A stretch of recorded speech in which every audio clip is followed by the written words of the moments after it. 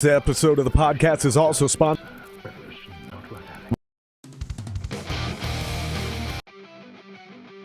Welcome back to the podcast, you guys. I'm extremely excited to have you. Happy New Year. And before we get started on this one, I'm going to tell you a quick little story. In 1909, an Italian immigrant named Victor Vito landed on American soil. Despite only having pennies to his name, Victor smoked a cigar to honor his pursuit of opportunity and success. Starting with that first cigar, a tradition was born. In the Vito family, cigars came to represent pride in accomplishments and optimism for the future. And they still do.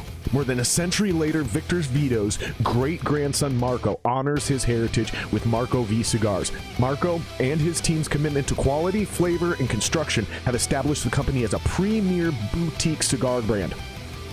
Each roller, each person they have in the factory rolling these cigars, you guys, has a minimum of 15 years experience, so they can make sure and guarantee every single cigar is exactly what you bought and paid for. One of my favorite things, I got to hang out with Marco, and I got to hang out with his dad, and we got to talk cigars.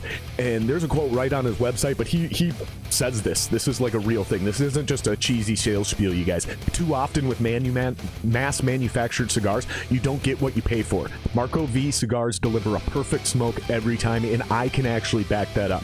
These guys have gone out of their way to keep their brand at a good value, at a good price, without compromising quality. So, we are proud to announce they are the official cigar of the Jared Singer Extravaganza podcast. Go to marcovcigars.com and check those guys out now. We're also excited to announce that we have another sponsor on tap, you guys. Tone Vault Audio.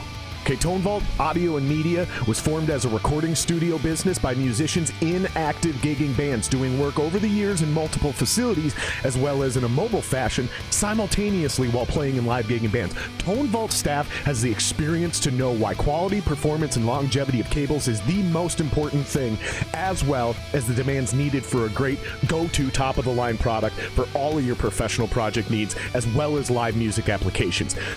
We are proud to announce Jared Singer Extravaganza has partnered with Tone Vault Media. They're rewiring our entire studio, and we have a 15% discount for y'all, okay? These are premium boutique hand-wired, or let me rephrase, hand-soldered cables, okay?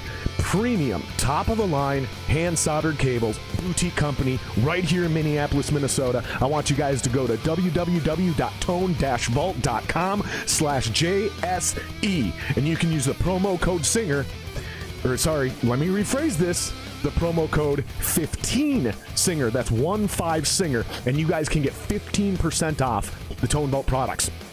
So again, go to www.tone-vault.com/JSE and put in your promo code 15SINGER.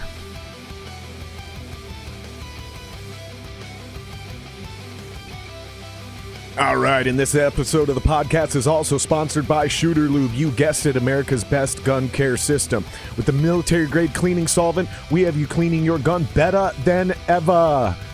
Better than ever. The new solvent is designed to penetrate deep into the pores of the metal, cleaning carbon buildup in less time than other leading solvents, and you can feel good knowing that you're cleaning your firearms with a product that passed military testing. My military buddies would say that's meaningless, but I think it sounds good, and I feel like if our soldiers are doing it, we can do it too. Your firearm maintenance should not be banished to the garage or outside because of harsh chemicals and smells that other solvents use, you guys. Shooter Lube military grade cleaning solvent is simply the best. It's odorless, no water fully evaporates, leaves no residue, no hazardous ingredients per the EPA, has a high flash point, it's non-corrosive, does not freeze, and it's non-flammable. Standard gun lubrications and CLPs, you guys, that shit's outdated and a thing of the past. That's why the Shooter Lube Extreme Weapons Oil, that's the second stage, has new cutting-edge technology that has you lubricating your gun better than ever, okay? Unlike many other gun oils that just sit there on the surface, the Extreme Weapons Oil from Shooter Lube penetrates deep into the pores of the metal, and it forms a bond on and in the metal that does not wipe off, wear off, melt, or evaporate with heavy use. You can feel confident using your weapon to its fullest potential.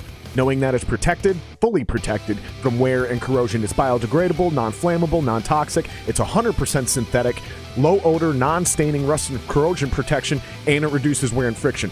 Shooter Lube is now offering free shipping on all orders over $35 with 100% money back satisfaction guarantee. So make sure you join the revolution by going to shooterlube.com and using promo code SINGER to save yourself 15% at checkout. This episode of the podcast is also sponsored by wehost.wernerelements.com. This is where I host my website. You guys, if you want, you can go check it out, jaredsinger.com. Werner Elements is your partner in growth. You guys, they specialize in working with startups and small businesses with a focus on community growth. Okay, so whether you're a musician, a podcaster, a comedian, maybe you're making fucking paintings, or, who knows? It doesn't matter what you're doing. I just started a side hustle, started an outdoor services company, about to go with Werner Elements to get that website off the ground as well. Because these guys are your partner in growth. Whether it's logo creation, website design, management, to content creation, they're setting up social media, creating ad campaigns. The community is strong. The community is stronger together. If there's something that we don't offer at Werner Elements, we know someone who can. That means, yes, we can do that. You're never going to hit up Werner Elements and get a no. So go to go to wehost.wernerelements.com and use promo code SINGER to get your opening offer. Here's what this is, you guys. You get a carbon-free footprint. You get unlimited emails, unlimited bandwidth, unlimited storage space, and domain registration, plus a year's worth of hosting for all under $100. You can't beat that. And you get the elite level customer service of, again, a small boutique shop. You're not going to be treated like a number as if you were to go with a bigger company like Squarespace or some of those other guys. All right. If you haven't already, make sure that you guys slap that thumbs up, smack the subscribe button, and punch that notification bell like it owes you money. That way you know when we make new content. It also helps the channel a ton, not going to lie. If you're listening to just the audio side on any of the streaming platforms, please hit follow or subscribe, as well as leave a 5-star review in the Apple Podcast app. It really does help the podcast grow. And if you're feeling extra juicy, you can subscribe to our Patreon by going to patreon.com/JaredSingerLive and joining us for as low as $3 a month. You can follow me anywhere on social media as well if you want to. It's literally just Jared Singer Live everywhere. We have one final announcement to make. It's not on the screen because I'm lazy and I forgot. We're on Twitch now too, you guys. So go over to twitch.com/JaredSingerLive. Actually, I think it's twitch.tv/JaredSingerLive. And follow me and subscribe over there as well, you guys. It's pretty much the same thing, but nonetheless. Some people aren't into the YouTube deals, right? You know, it is what it is. All right, my guest for today is Rob Haspels. Whoa, I went the wrong way on that one. Fuck it. We'll just stay right here. You can get a reclip. There you go. All right, we'll stay right here. My guest for today is Rob Haspels. Used to be in a band called Shatterbone, so if you guys watched the episode with Jackson Ruse, this is his band member. I would say former band member, but they're getting back together. They're doing some cool shit. Rob seems to be a great dude. I don't know him as well as I know Jackson. I really don't know that much about him, but he was interested in coming on. He reached out, created some time, came up from Iowa. I'm really looking forward to this. I'm really excited, man. So please welcome to the podcast for the first time, Rob Haspels. Let's get after it. We have.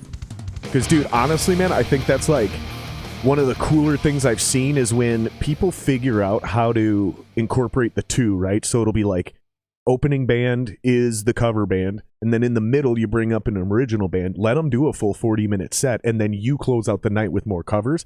That's probably the coolest way I've ever seen that work. Have you guys thought about doing shit like that? Yeah, for sure. So this farm where we're set up with the current band with Ride On, and we also play out there with the Skinny Logan band. By the way, out of Ames, Iowa. Both bands are right south of Ames, Iowa. There's 6 acres that people can tent camp out there, bonfires, the whole 9 yards, and we've done some big parties with local acts out there. And the next thing that I'd like to branch out with is get back into the scene, both with the Twin Cities up here and then with Sioux Falls. And in the past, my drummer Rick has had Ghost Ship come out there from Sioux City. They're have been one of the bigger main bands. I've heard of Ghost Ship, yeah. They actually came up. You know those guys personally?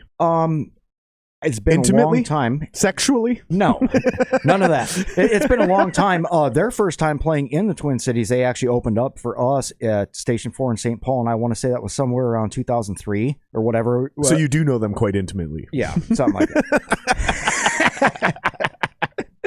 But yeah, no, good times. The biggest thing is like I was telling you earlier. So this year we finally got live music back, and it was so good. And we started picking up a lot of outdoor festivals. Bike nights have been a big one.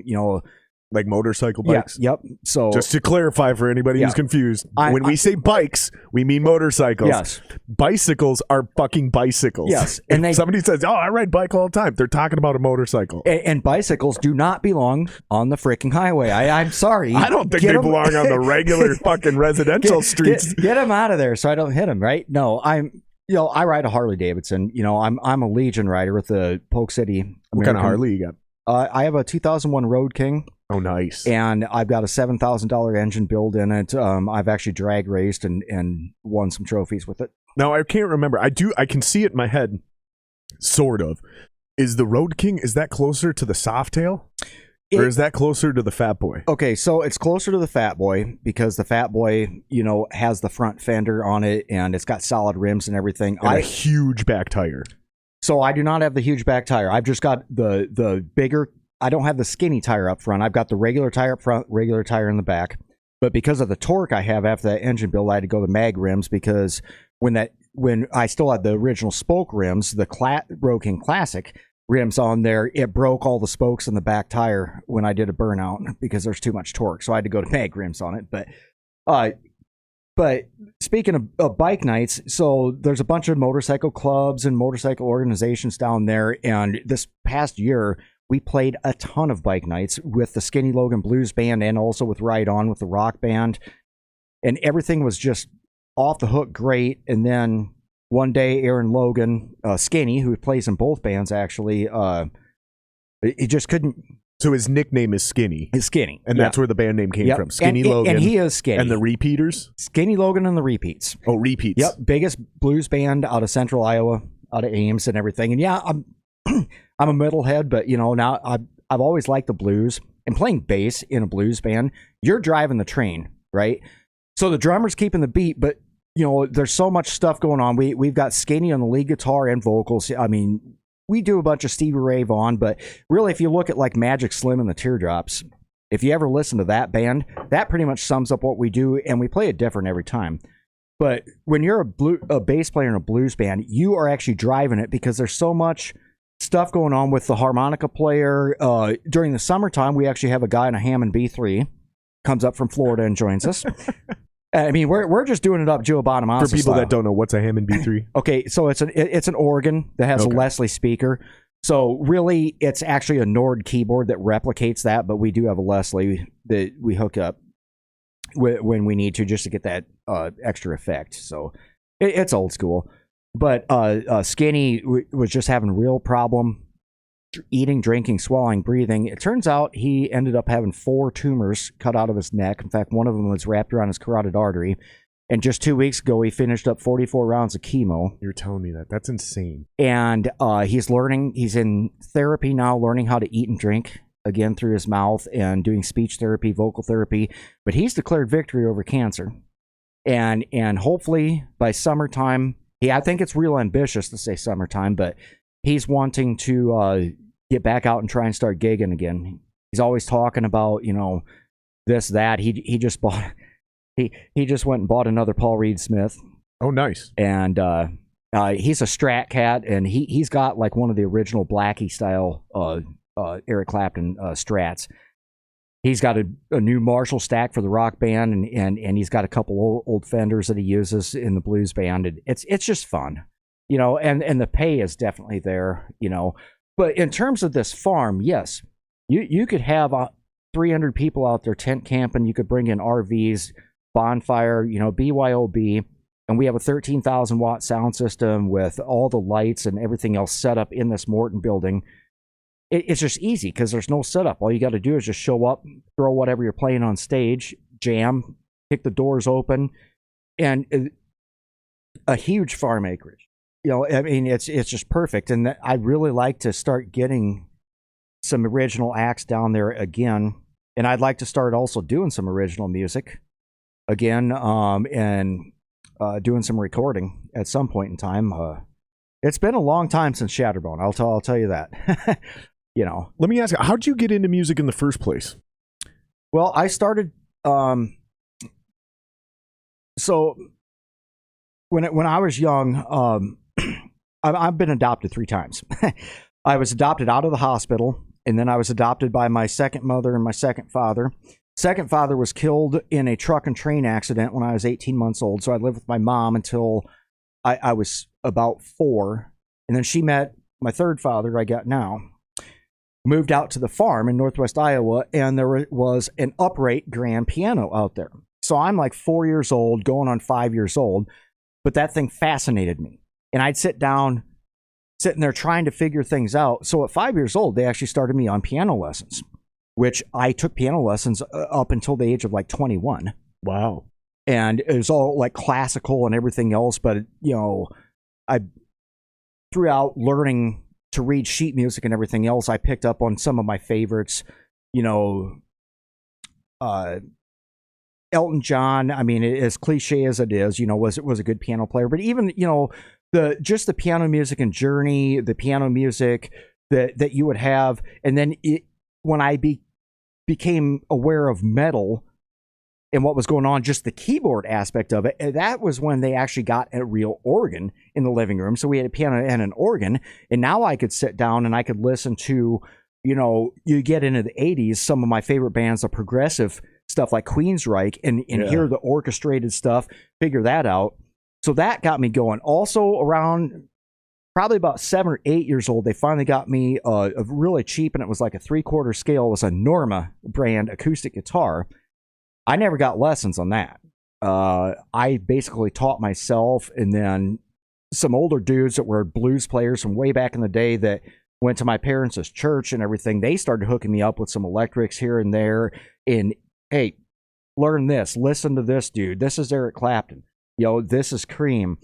This is Johnny Winter. This is, all these guys that I had no chance of playing, but it's like it gives you a goal to shoot for. And so are you saying you weren't very good at piano and keyboard? No, I got many awards doing piano recitals and keyboards. So what do you mean there's no way you could play these guys? No, I'm talking about on guitar. Oh, gotcha. So in college is when I was actually getting somewhat proficient at playing guitar and everything, and through a couple of mutual friends that was in the college course with me, that's when I met Jackson Rose from Shatterbone. And then a few years later on down the road. Did you say Rose? Yeah, that's how you pronounce his last name. I know. Shit. It looks like Ruse, like you're under Ruse. He didn't even correct me. No, he probably wouldn't have, because that's how Jackson works. But it's Jackson Rose. It's Rose. Impressive. But yeah. But Rose.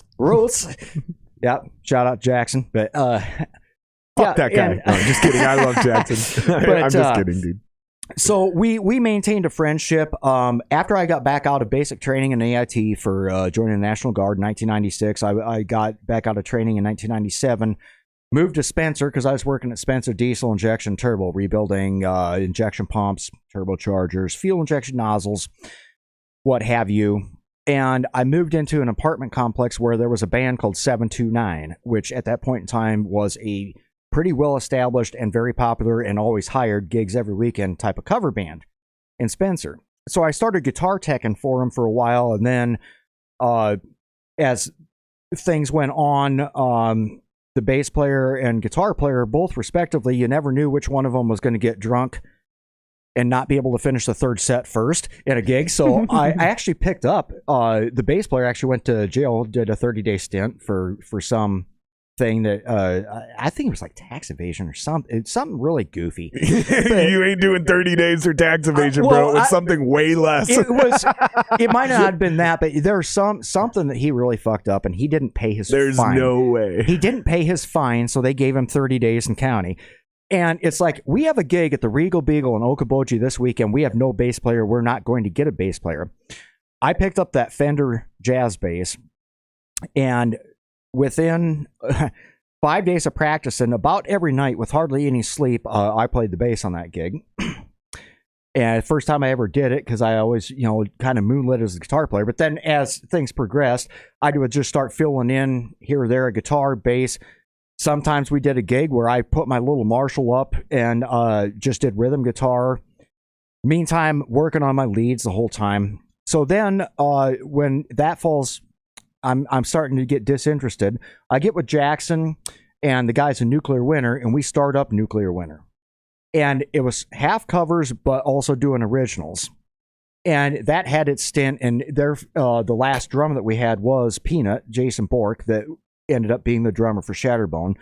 And it just got us to where we weren't getting the gigs, we weren't making progress. And Jackson already told that story on that podcast. And it's like, anybody care if we just take an extended break? And if we ever want to get back together, we will. But everybody's got side projects they want to pursue, because Jackson had already started up Shatterbone with Peanut on the side. And I know everybody was for it. And then I started just promoting bands out of Sioux Falls and also Minneapolis in Spencer, Iowa, because the Eagles club, fraternity, cult, whatever, had this giant ballroom with a huge stage. I mean, this is like the Grand Ole Opry thing in this old building. And it started becoming very successful. Well, Jackson and Peanut approached me and they're like, hey, would you be willing to just learn our set list here on bass? Because in Nuclear Winter, I wrote half the songs on guitar, lyrics, guitar, lead guitar, and then the ones that Jackson wrote, I played bass on. The ones that he wrote, I played bass on. Mm. So it was me and Jackson were the two in Nuclear Winter. Well, Jackson had these, 8-10 songs written, and I was bringing Seventh Calling down to play this gig. So I went over, spent a week, learned them songs and everything, actually adjusted some of the bass lines. They liked it and everything. Played that gig. It was phenomenal. The place was packed. Merchandise was sold out for both bands, basically. And they're like, well, you want to be a part of it? I'm like, sure. And the next 3 years was great. I was in my early 20s. We had that in with Seventh Calling, and then started meeting the other cool bands up here, Impaler, Banehinge at the time. Epicurean. Got to give a shout out to Johnny G and Lance Veen and all those guys. Ryan Malmstorm was in that back then. And I'm telling you what, Gensmer's still one of the best drummers I've ever, not shared a stage with, playing with, but shared gigs with. I could sit and watch that guy play drums all day and still be mesmerized, just because I can't play drums and I suck at it. And when you're that good, it's just cool to watch. But we started getting up here, started our very first gig was with you in Minneapolis. I'm sorry. The very first gig we played at Station 4 in St. Paul, but Minneapolis, the urban wildlife. Yeah, and we've been talking about that before the podcast, and Jackson brought that up. Yeah. Because it's either urban wildlife or it had to be Star Central. Based on, we kind of zeroed in on this a couple different times already, where it's it's got to be in that area. It's got to be one of those two clubs. Because I mean, fuck, man. I've played so many shows. I can't remember who I've actually played with and haven't played with versus I just went to their show and hung out on the side of the stage. They start to blur together because they're all the same venues. It's the same 30, 40 bands. Yeah. When you're talking locally, at least, when you start getting out of town, even then, though, sometimes it's we've brought up names of different clubs in Iowa, and I've played them all, but then it's they start to blend together. I start to describe them. I'm like, yeah, this club, and somebody's like, no, that's this club. I'm like, right. I don't know how you guys can keep any of it straight. I don't know. I've got CRS. Can't remember shit. I do know it was a Joe Spanbauer gig, though, so it had to be one of those two places. To my recollection, I think it was the Urban, but it could have been Star Central. But I mean, made so many good connections, so many good friends up here, and then it was getting pretty close. And then of course 9/11 happens. I'm in the military. I'd been promoted to sergeant. Okay, so then it definitely wasn't the first show, because I don't think 7 Months of Nothing actually did anything in the world until I was basically out of high school-ish. I had dropped out of high school to pursue it all. Oh, okay. We're looking at 2004, probably, in that era. Okay, it might have been the other band then. I'm not Maybe 2003? Yeah, 2003 was a very busy year for Shatterbone up here in the Twin Cities in general. The most gigs that we had done ever. We hit Sioux Falls a couple times, but we found that we had a kindred spirit with a lot of bands up here. And even though our style was a bit different, metal is metal, and we all got along. We all hung out. The nights of partying and having fun down in the studios where Seventh Calling and Bane Hinge had their areas and everything. Those things I can remember. Now details, people here, venues here and there. It's been a long time ago, but it got to be. So I was activated for Iraq basically on New Year's Eve of 2004. I knew this was coming. All the writing was on the wall. And they made the decision to go ahead and get a different bass player. And they also brought in another guitar player because we were a power trio, basically. They wanted to make sure that they still had that layer and everything, because I did all kinds of crazy shit on the bass back then. I was chording, I was slap pop, I was just being nuts on stage, basically. And when you're 23 and you have all kinds of energy, and not like I am now with a reconstructed knee, no cartilage left in my ankles and bad back. And tell you what, some days, AKA old. Some days it just hurts to live, But I'd get after it and just headbang and just go all out on stage and everything, and they moved on. We'd done a lot of writing on that second CD, and they went and recorded it while I was in Iraq, and I got to hear it when I got back. It turned out awesome, and that's the one where they had some guests from Sioux Falls, and they actually remade Thriller by Michael Jackson on that second CD. Very well produced. Mike Dresch, Cat House Studios. Wow. Freaking cool. I mean, just super awesome. And I still maintain a friendship with those guys to this day, with the Shatterbone guys and whatever. And then just to get caught up current, the old 729 band that I was talking about, I made it up through the ranks, became an E7 Sergeant First Class, got assigned for between 2012 and 2016 to be the motor sergeant of a transportation company up in Sheldon, which is right where I grew up. 4-hour drive for me. After coming back from Iraq, I moved down to Central Iowa because I got a full-time job with the Iowa National Guard.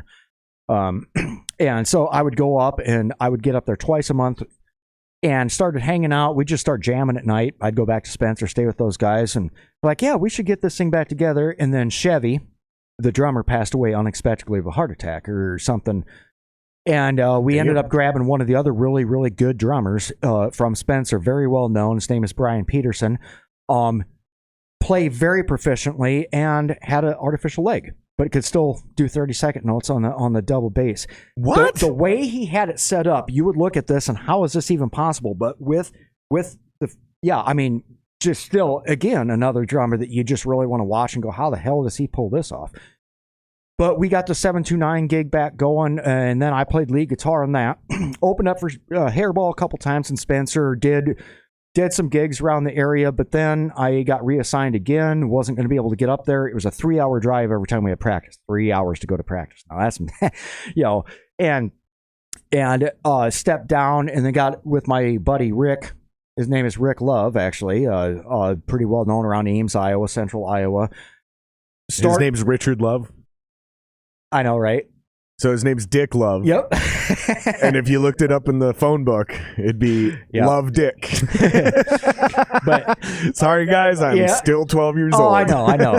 These jokes write themselves, but Ricky has a big drum throne built up, and he originally recreated Queensryche's Operation Mindcrying drum throne. The only difference is, instead of the cymbals hanging down from chains right now, it's just suspended by the things. But always been about the big production, like the 80s metal, just like I did, because I'm still really a fan of my Iron Maiden, my Judas Priest, my Queensryche, that kind of stuff. It's still my niche, even though I really like the heavier stuff, like what we used to play and everything.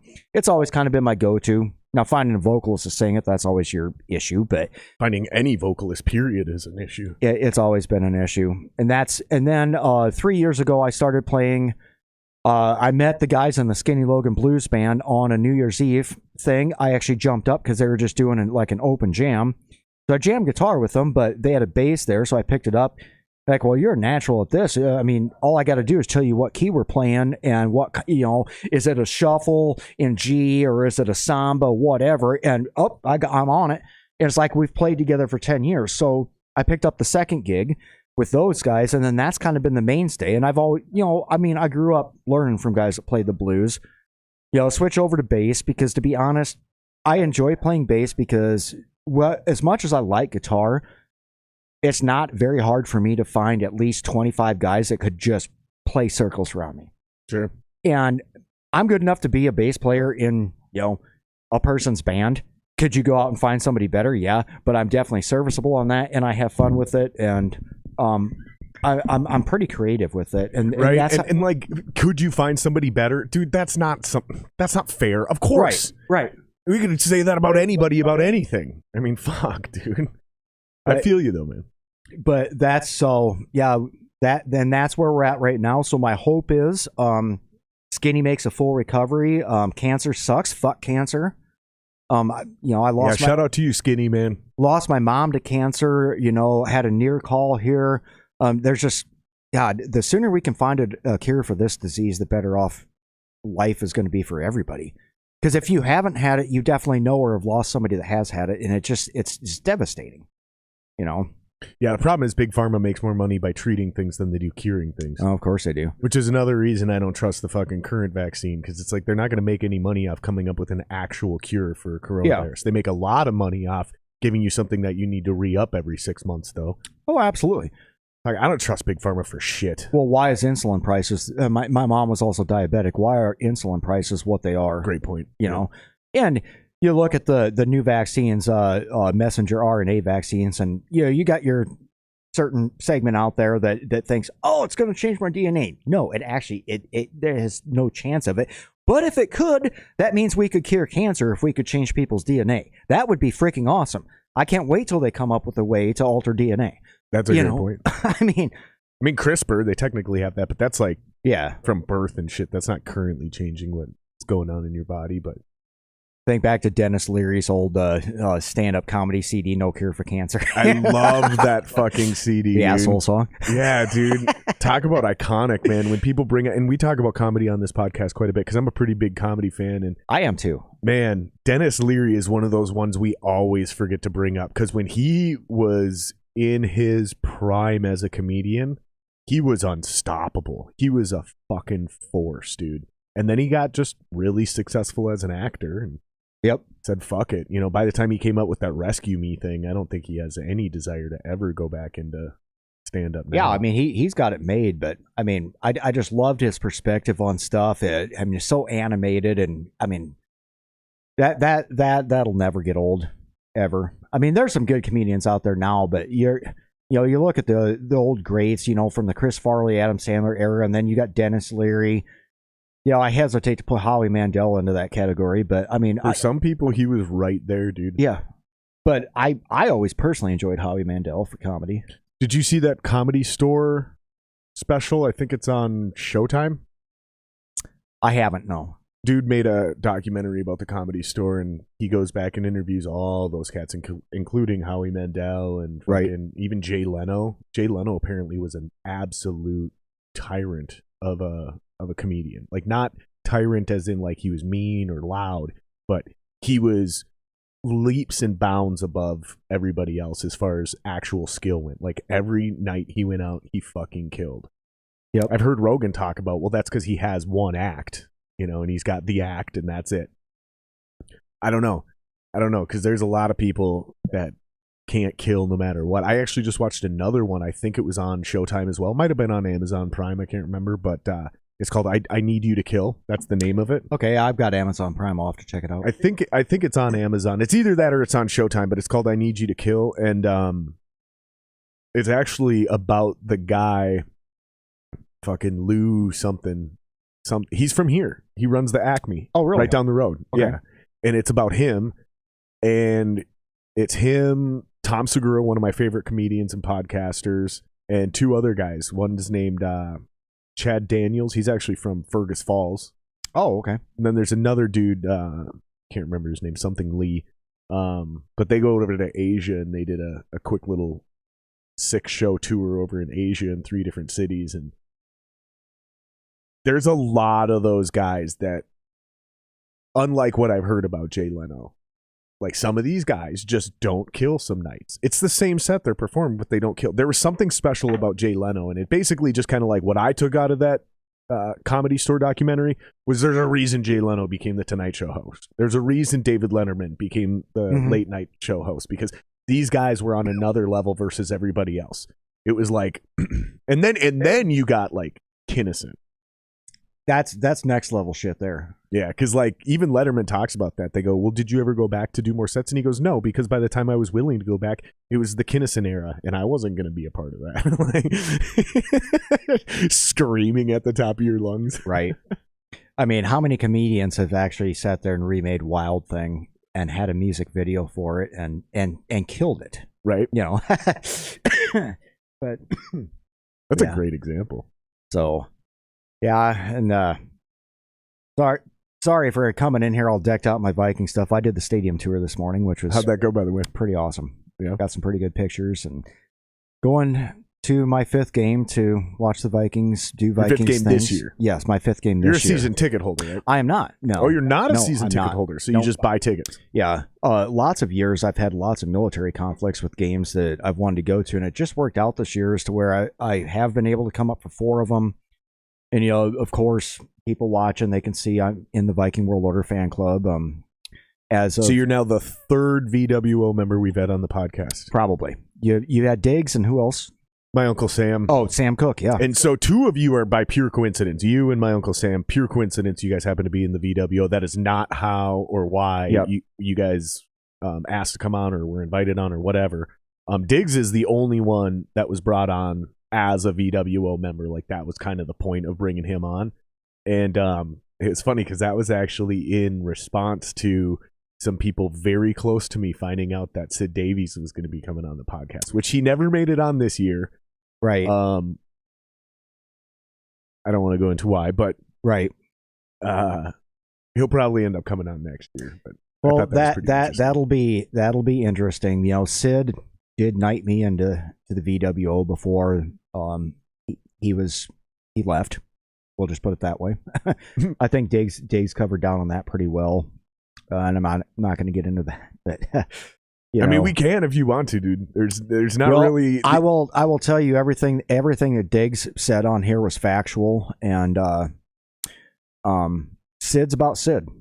You know, I didn't used to think it was that way, but after I got knighted in, and then just trying to talk with them as a new member, and especially an out-of-stater, and whatever else, it's all about Sid. I will tell you one thing, that the breaking point, or the end for me, not counting him getting kicked out of Pro Football Ultimate Fan Association for being an asshole. And we've also discussed this when I was younger. Is that the Visa one? Is that the one that was endorsed through Visa? I credit cards? I think so. They had a spot at the NFL Pro Football Hall of Fame. So that's the Ford Hall of Fans, but the Pro Football Ultimate Fan Association is its own standalone thing, but they have their meetings every year at Canton. They have their own floats and the Hall of Fame parade and all that stuff, and that's like really, high profile fans, and it's mainly for a lot of philanthropy and just not necessarily because you've got the biggest tailgate costume or whatever. It's just, and I've met a lot of these people. We have a lot of these people in the VWO as well,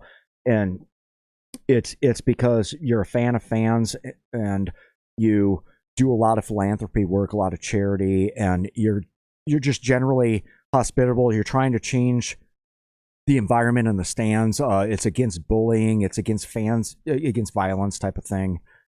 But Sid was in it. He was actually removed from that because of, his persona, the way he, projects himself, conducts himself.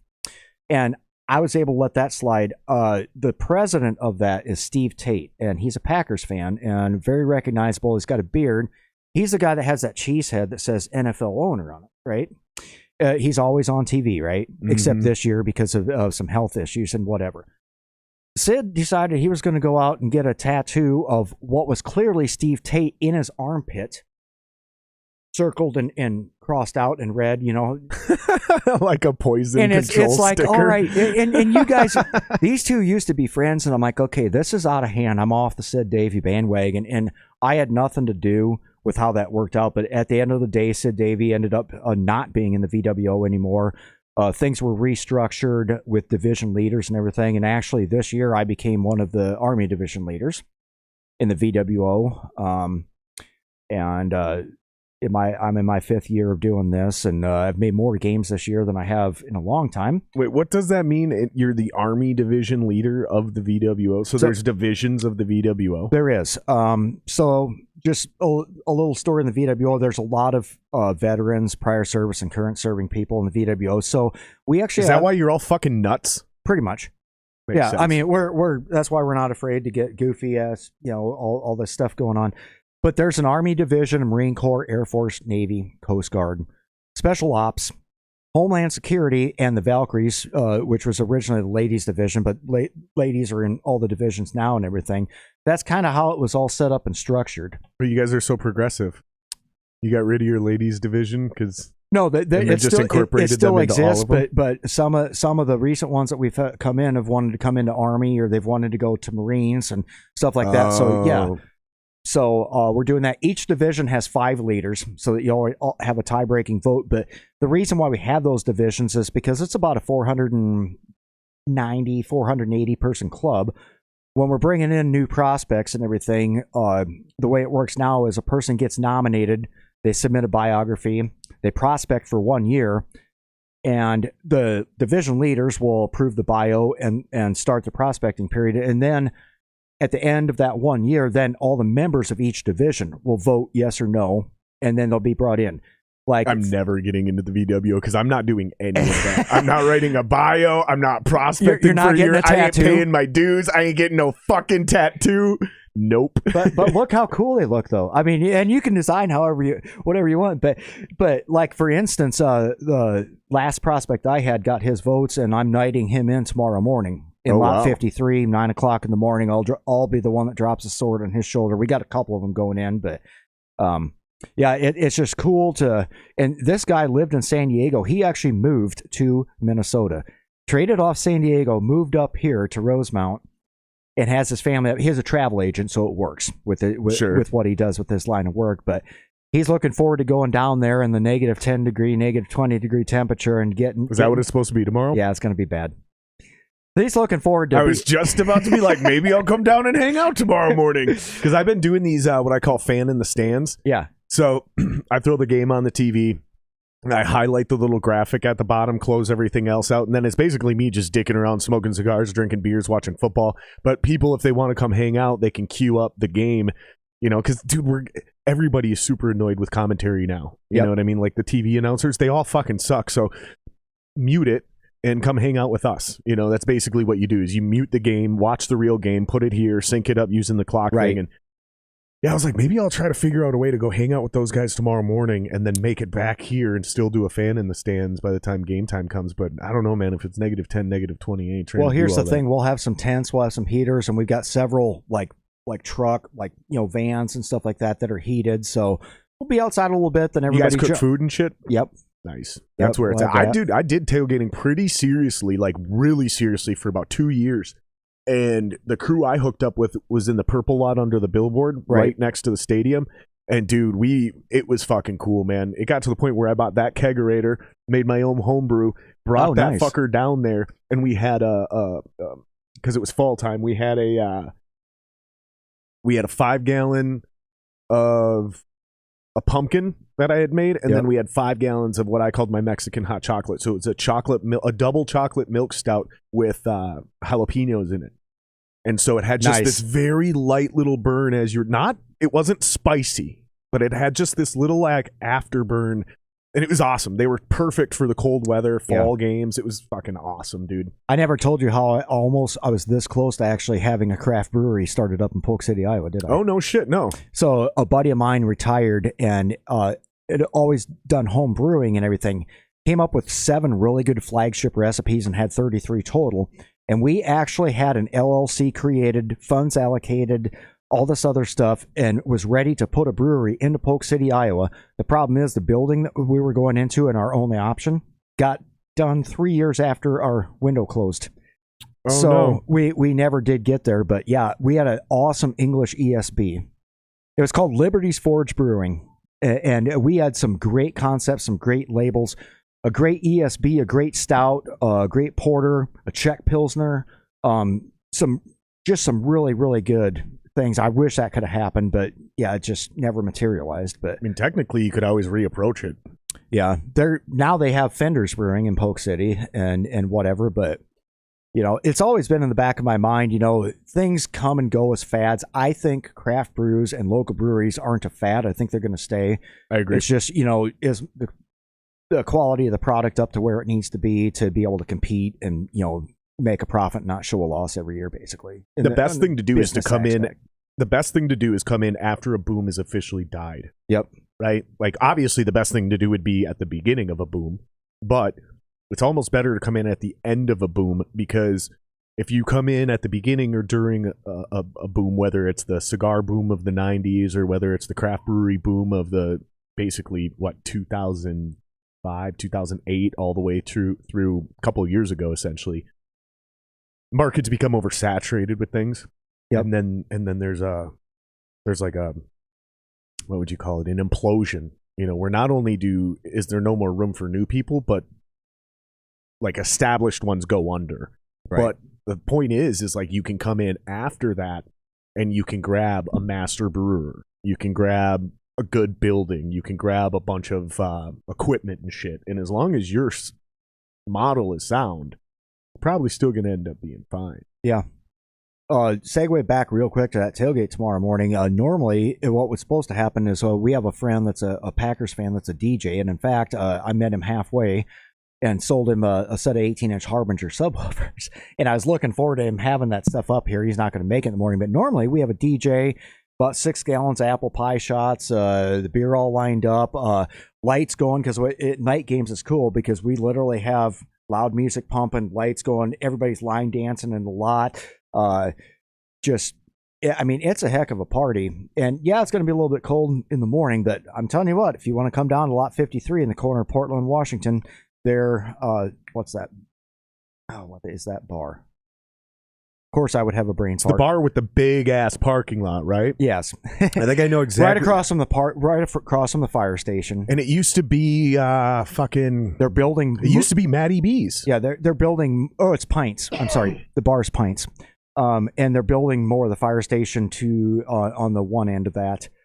But for sure, I'd love to have you come down, hang out, check it out. Like I said, if we need to go sit inside a vehicle, I'll have my car there, we can sit down. I mean, if you guys did it like we do, I'm just trying to see if I can find it. Oh, Crooked Pint. That's what it's called. Yes, it's called Crooked Pint. I knew Pints didn't sound right. Yes, that's right. That used to be Matty B's. When Matt right. Burke had a bar here, that's what it was. And then when Matt went to Baltimore, he kind of dissolved it or brought it over there or whatever. That building got sold. Somebody came in, rebranded it Crooked Pint. They do good shows there too. There's like I've seen some really fucking good bands there. Oh, really? Yeah, it's not like a real venue, but they have a legit stage. They have a legit sound system, and I've seen some absolutely top-notch bands there. It's just not their bread and butter, but they'll do it.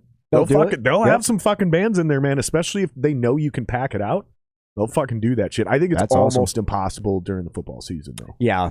Yeah, that wouldn't be a weekend where I think it would be good to go in and do unless you can schedule the after party. Right. Literally, that's one of the biggest secrets to the music industry. If you're trying to build a draw or establish yourself or whatever, is get a venue within a reasonable distance to a major event, whether it's a concert or a sporting event, and literally book and bill the show as the after party. Yep. And then time it to where that's when things go down, is right after the game. You start music about 30 minutes after the game ends, because that's when people are walking in. Not a bad move, dude. I've seen it work. Yeah. Hundreds of times. And I look at the Skinny Logan band, and everybody in the band is Vikings fans except Skinny's a Packer fan. But we've always talked about if we could ever get up here and do something like that, we'd just all wear jerseys up on stage. So you got the one Packer guy and everything, and then you got the rest of the band's all Vikings fans. And the best would be is if you guys were like Packer fan, Bear fan, Vikings fan, Lions fan, 4-piece, and you go up on stage in jerseys, because then that would be actually really cool. Yeah, because if it's all Vikings fans and one Packer fan, that Packer fan's going to get shit thrown at him. Just so you know, Skinny, if you guys do this and you're in Minnesota, somebody's definitely throwing a beer at you while you're on the stage. And don't get mad. It's not their fault. It's your fault. You wore the jersey. That's like going to Appleton and wearing a Vikings jersey. You're just begging to get jumped in the parking lot. Right. So far, though, the one thing I really like about the VWO is just, learning how to, be fans of other fans. And you're always like, fuck the Packers. I used to get so pissed off with that team every time they beat us or whatever. But then you start becoming friends with these fans and actually getting to know who they are, finding all your common ground and everything. It makes the whole experience so much better. As long as they're not the bad type of Packer fans, right? Where they are like, Vikings suck, fuck you, and all they're doing is taunting you, because they're just straight up asking to start a real fight. Right. Now, and that was like what my ex-girlfriend was like, but way before I got married, couple chicks before my wife. But like my cousin, dude, is a Packers fan. Cool as fuck. Like half my family are Packer fans. They're cool as shit. They don't rub it in. They don't brag. Every time they beat the Vikings, they just kind of hang out. They don't say shit. They don't rub it in, But dude, I'm telling you, man, some Packer fans, dude, are the worst people. I met a couple that are just obnoxious. You want to know who the best fans are in the North that I've tailgated with, and it's nothing. It's got to be the Lions fans. It is. Yeah, because they're losers. I'm telling you, they're just happy to be there, bro. I remember one time when the fucking Lions beat the Vikes in US Bank Stadium. I was at that game. A bunch of them came out and started partying with us afterwards, and they were like, we just can't believe we won a game. Yeah. Well, the horrible thing of it is the day I was knighted into the VWO was 2017. It was the Lions game, and that was the game when Dalvin Cook tore his ACL. Second game of the season. Yeah. Yeah, that was... and we lost that game. Yeah, we did. Or no, it was the fourth game of the season. Yeah, we lost that game. We did, and we ended that game depressed. I think that's the exact game I'm talking about, actually. And me and the boys were so depressed. And I just remember this one dude goes, you know what, though? Hey, we're 2-2. We're still 2-2. We went 11-1 the rest of that season. That was a fucking great season to be a Vikings fan. Yeah, went all the way to Philly and then shit the bed. But yeah, so this year, I mean, I usually come up on Friday nights, and we had Lions. Oh, you do usually come up on Fridays. I was talking to my wife about this. I thought you always came up on Saturday nights. I usually try to come up on Friday nights. That frees up my Saturday because, like, the Lions fans were all over at Diggs' house, partying down. Crackman, Ray Cracchiola, hard hat guy. He's on TV all the time for the Lions. Yeah, we had a great time. The only unfortunate thing was we decided to do our meet and greet supper at the 7th Avenue Truck Park in St. Paul. I used to know the owners of that place. And that was the night and we still had a couple stragglers there, but we got out of there because somebody was sensing some bad vibes. I had a couple guys come up, hey, we need to go. So I'm like, I'm just figuring people are drinking too much. I'm like, all right, people riding with me, let's go, get out of here.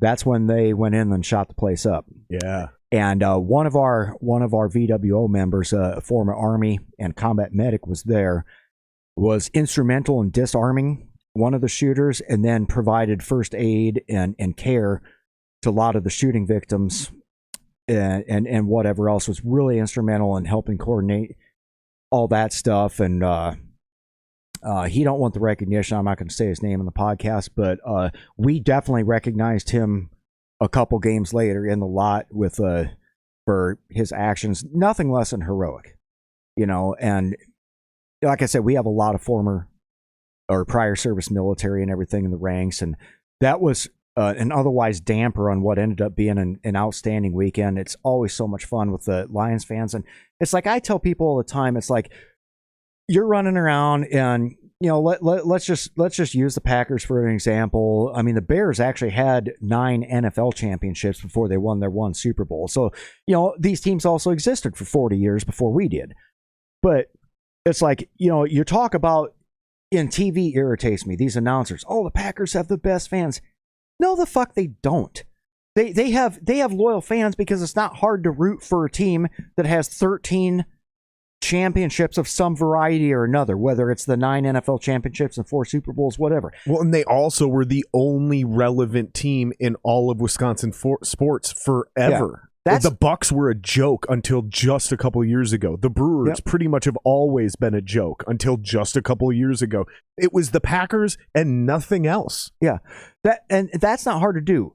it's hard to be a fan, and I respect fans of teams that have never won anything. Not except for when the Saints won theirs, I have no respect for them anymore. So Browns fans, Bengals fans, Lions fans. Yeah, Lions fans. You know, you look at the Lions. The last time they won anything in the NFL, the Chevy Bel Air was the newest, most popular model out there in 1957. The Edmund Fitzgerald was still in dry dock and hadn't been launched. The last time they won a playoff game, it was 1991, and Nirvana was the top of the charts. You know, these guys are some dedicated fans because they still buy the gear, they still travel to games and support the teams. You know, That's a great point, dude. You know, it's not hard to be a fan of a team because, you know, what happens? We do beat the Packers. But what's the first thing you hear out of their mouth? Oh, well, we have 13 rings and 4 trophies. 13 championships. Yeah, 13 championships, blah, blah, blah. It's like, okay, you immediately just lost my interest in having any kind of intelligent... My boy Liberty Longbeard on Facebook, every post that he makes is Green Bay Packers 4, Minnesota Vikings 0, until all have heard. And it's just like, oh my God, dude. Because he's right. He's fucking right, dude. I mean, you are what your record is at the end of the day. And yes, we have one NFL championship from 1969. Still did not win the Super Bowl, but it was before. No. Before the league merger, so the players still have a championship ring. No, that's incorrect. I've won money on this, so trust me when I say this. I've won this bet. The Vikings never won any real championship. That was the equivalent of the NFC championship game. Right. That was Super Bowl III when we lost to the Chiefs. Correct. But that's the equivalent. That's one of our... That NFL championship is one of our 4 NFC championships. Right. But at that point in time, in 1969, for that one, the league hadn't merged yet. So yes, they had. They had already merged 2 years prior. So the Packers won Super Bowl I and Super Bowl II, and what they hadn't done is renamed the conferences to the C's. Okay. They were still the L. So it was the NFL and the AFL. And then by Super Bowl IV, they changed the merger was in like 72.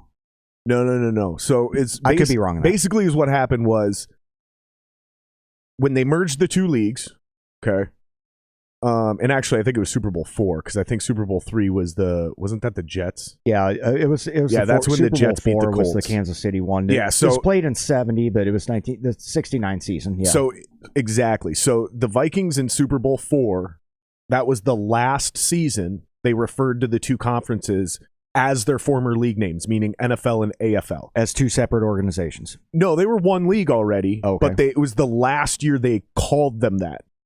By Super Bowl V, by that season, they officially renamed the NFL the NFC, and they renamed the AFL the AFC. And the whole thing became the NFL. Okay. But it was always... I mean, that's what the point of Super Bowl I was, is they officially merged the 2 leagues, and it was the AFL-NFL championship game.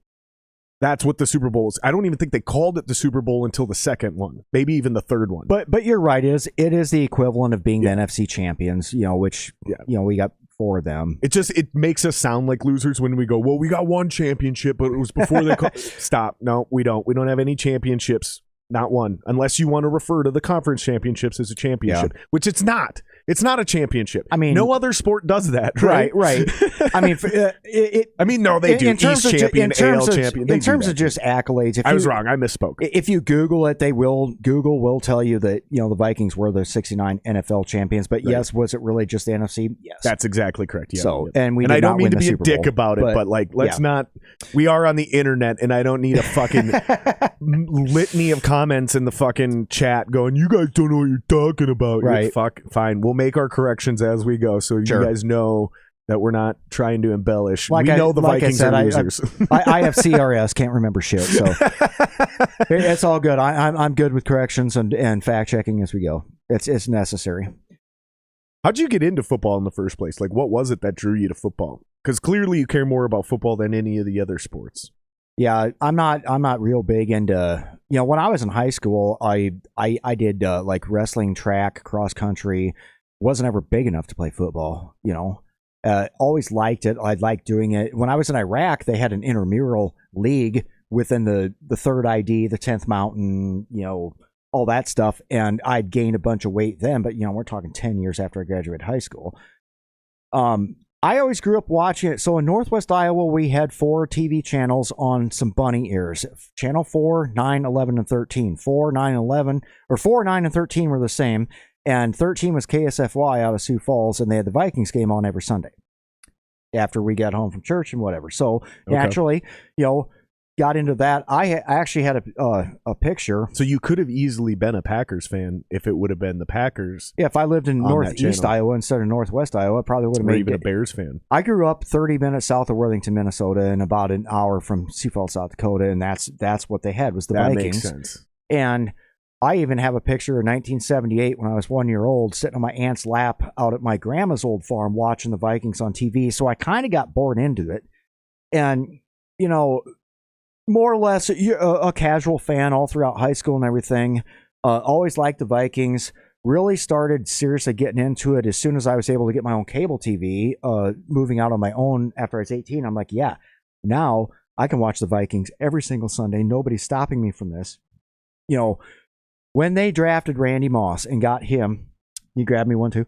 When they drafted Randy Moss in 1998 and got him, that's where I went from being a pretty big fan to just going, I'm overboard. I mean, this is ridiculous. I mean, you're a pretty intense dude, so I understand what you mean. Just being ridiculous as to where there's, I will actually... Like, if you like something, it's one thing, but once you decide you love something, you go over the top. Yeah.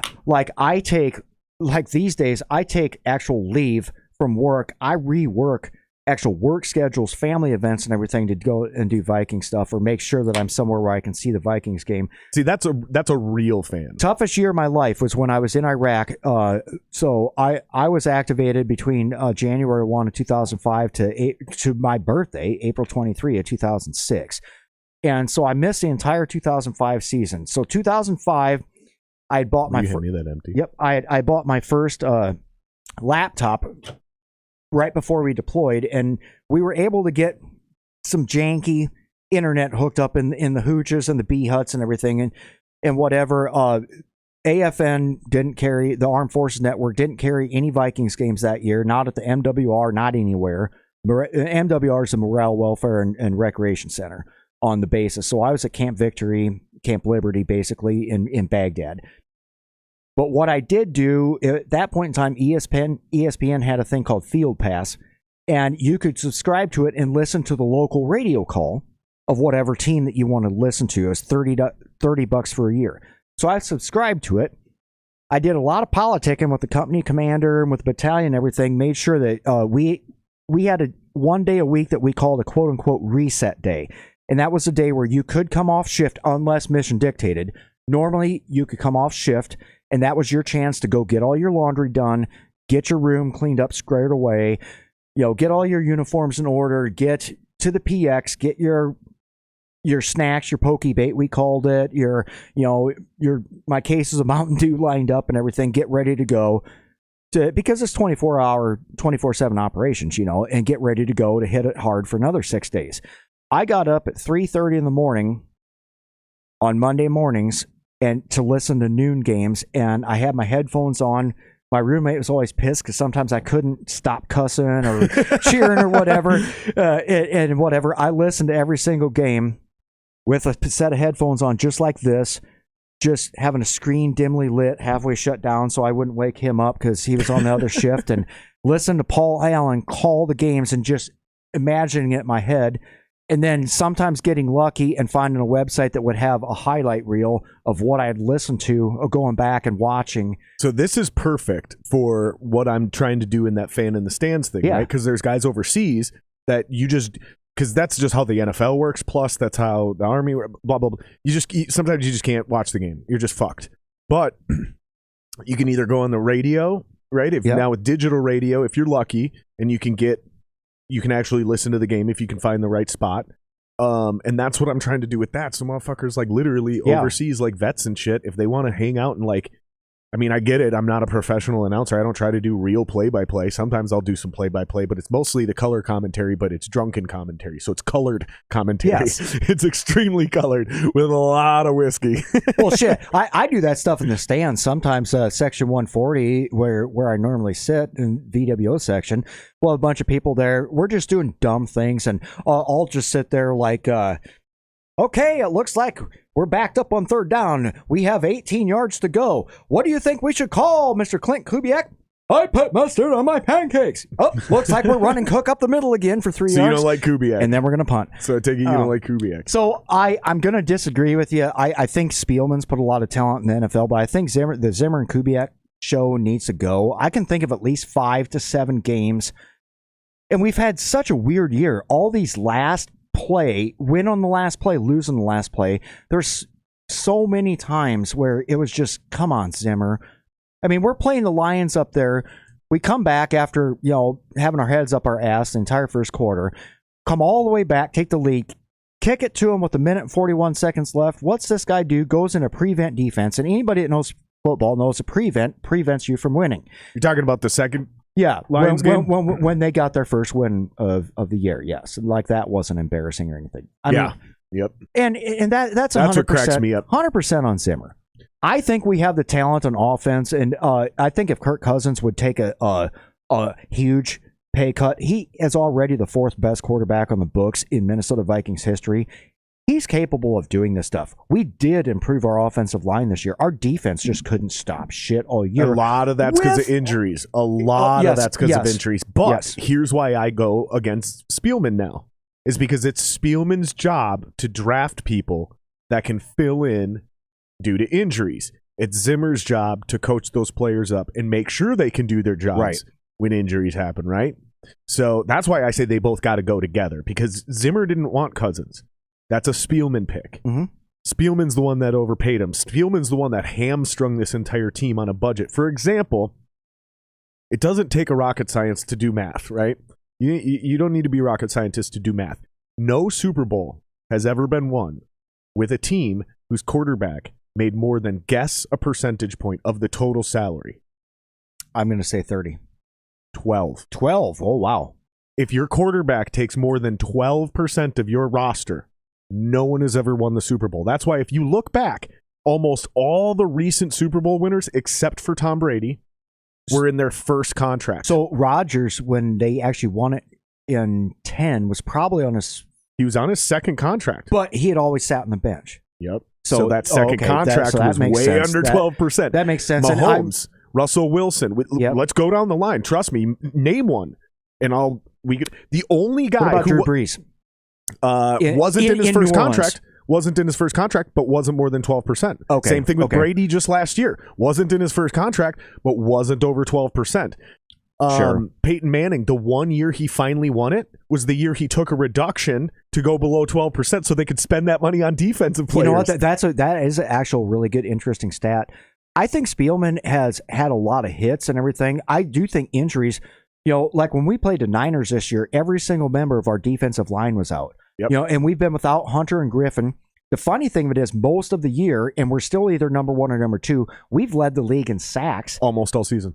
I think we just got past last week. And we've been doing it with Dalvin Tomlinson and Sheldon Richardson filling in, DJ Wanham at defensive end. Guys, do me a favor. Look that up real quick. Look that up. Brad, if you're still in here specifically, because you're pretty quick on the ball with this stuff, look up who is currently leading the NFL in sacks or sack rankings or something like that. And I'm not talking about players. I want to see teams. Yeah, team totals. Because I believe it was up until last week the Minnesota Vikings were leading the NFL in sacks. And who knows? Vikings still might be leading the NFL in sacks because they did get a couple last week. Yeah, and also finishing out the regular season, we all know what Chicago's offensive line looks like, and they're going to beat us. You might not be wrong on that. It's funny because we were talking about the Cowboys. Actually, no, they won't. I forgot. They have Justin Fields at quarterback. The Cowboys. They're never going to win another game. The Cowboys lost. I think they're putting Dalton in for this game, though. Okay, then we might lose. Yeah, but the Cowboys. Although we did injure him last time. Do you remember that? True. The Cowboys fans during that tailgate, that was the only loss I've seen in person this year. Otherwise, the rest of the games, the Seahawks and the Lions and whatever that I've been to this year, we've won those, and the Packers, we won those games. But I was telling the Cowboys fans, because there's a lot of the super fans, even the Pro Football Ultimate Fan Association fans were there in the parking lot at lot 53. I said, just watch. This is also a fact. Mike Zimmer has never, in the Vikings tenure, beat a backup quarterback or a quarterback he's faced for the first time. Get the fuck out. I did some research on this.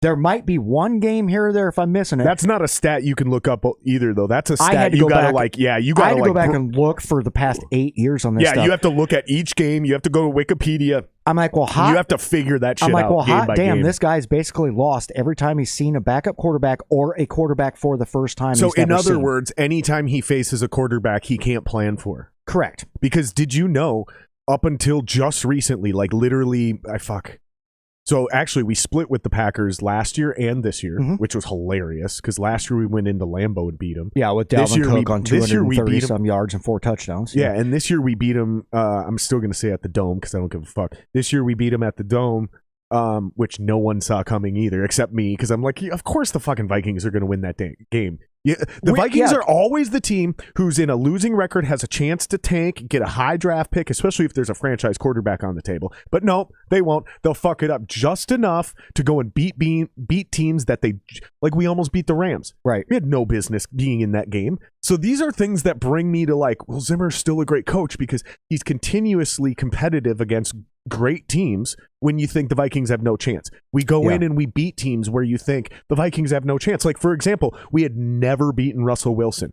We had no reason to believe that the Seahawks weren't going to be a great team this year. They had, like, I think they were 3-2, and the first 3 games they were fucking dominating. DK Metcalf and fucking, what's his name? Tyler Lockett. They were crushing. Fucking, I had Chris Carson on my fantasy team. Everything's great. I did too for a little while. Chris Carson, during the Vikings game, pulls a hammy, goes in, and he was running all over us. Pulls a hammy going into halftime, and as soon as Chris Carson wasn't the running back, that entire Seahawks offense fell apart. It did. No one's seen that coming. Point being, that was literally the first time Zimmer had ever beaten Russell Wilson.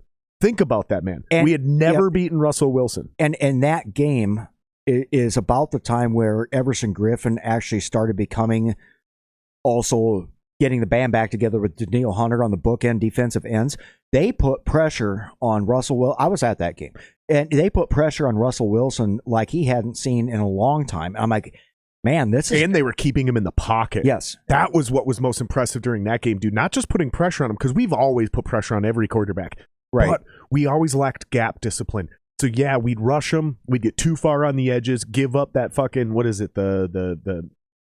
You go A, B, C. Oh, the C maybe gap? Your C gap, B gap or C gap. But basically take 2 steps up and then run left or right. So, yeah, it's either the B or the C. It doesn't really matter in this case, but... Yeah, and then the motherfucker would run for 12 yards, first down, boom. I mean, the perfect epitome of the Vikings versus Russell Wilson is that playoff game at TCF Bank Stadium. Yep. They beat us, 10-9 or 12-10 or some weird fucking... Yeah, on a missed field goal again. That's like a large part of Vikings.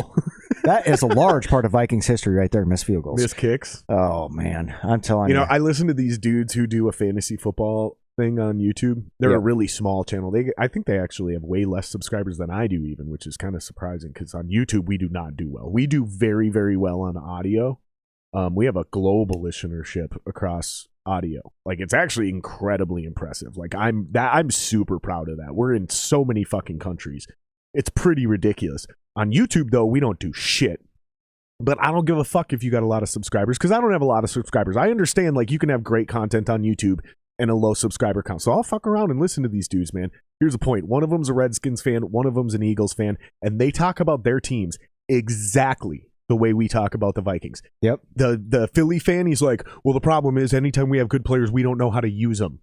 How many times have you heard that from a Vikings fan? Right? Right. Like, we think, it's like, do you know the definition of the word sonder? Sonder? Not real sure. So it's basically like, and it's like a philosophical word. It's not even in the dictionary. It's not a real word, but it's like, sonder is the realization that everyone else's lives are as equally nuanced and complicated as yours. Okay. Yep. That sounds super obvious when you say it on the surface, right? However, there's been moments in our lives where we've thought somebody's life is simple and easy and blah, blah, blah, blah, blah. And then you get to know them, you become friends with him, and you're like, dude, that dude's life is just as fucked as mine. So it makes you feel better and worse at the same time, because sometimes you see people above you that have all the same problems. Like, and what I mean by above you, I mean financially, success-wise, fame-wise, whatever. Right. And you realize their life is just as fucked, if not worse, than yours is. And you go, if they're all the way up there and they're still fucked, what hope do I have? Or it makes you feel better, and you're like, oh, so even successful people are super fucked, right? Yeah, life has shared experiences. There's an onion with multiple layers that needs to be peeled back because, exactly, at the end of the day, the human experience is the human experience. We need to come up with a word like that for sports fans because we think the Vikings are the only ones that this happens to. However, pretty much everybody thinks like this about their own team, unless you're currently a Chiefs fan, unless you're currently a Bucks fan, unless you're currently a Patriots fan. I bet you even the Bills fans feel that way because they finally won a playoff game last year after how long? That was the longest streak in the NFL. The longest sports streak without a playoff win. Guess who it is? The longest streak without a playoff win? In any sport. Any of the American sports. No, I don't know that. The Twins. Oh, really? Of course it's a Minnesota sports team. See what I'm saying? Like, it's always got to be us. I was going to say highlights. When we see highlights, dude, we always notice, like, in the background, it's always a Vikings player giving up the highlight. Yeah. Dude, that's how everybody feels. It's not just us, dude, but there's this weird thing that happens with the Vikings because we haven't won a Super Bowl. And so we have a certain level of credibility that other teams don't have, like the Redskins fan, the Phillies fan. Like, you guys have won a Super Bowl or 4. So fuck off, dude. Like, let us have our fucking moment. Like the last time the Lions won a playoff game was 1991. Nirvana was topping the charts. But yeah, I mean, and you brought up injury. So the Vikings dropped to 6th in the NFL in sacks. They are now all the way down. Just a week or two ago, they were number 1, but the Steelers are number 1 with a bullet. They got 52, and the Vikings are number 6 with 43. Steelers have been number 1 in sacks 5 years running. Hey, Diggs, what's going on? Hola! That means he might actually have a chance of being off work early, which means I might head over there after here. Or he's bored at work. But getting back to the injury thing, the whole idea. Sorry, I didn't mean to go on a long ass rant, but the whole idea was, Michael Pierce was going to be nose tackle. We brought in Dalvin Tomlinson to play 3 technique, and then you're going to obviously have Danielle Hunter. We knew even if he didn't start week 1, that Everson Griffin was eventually going to be the other guy. You know how many times that combination has seen the field? Once. Yeah.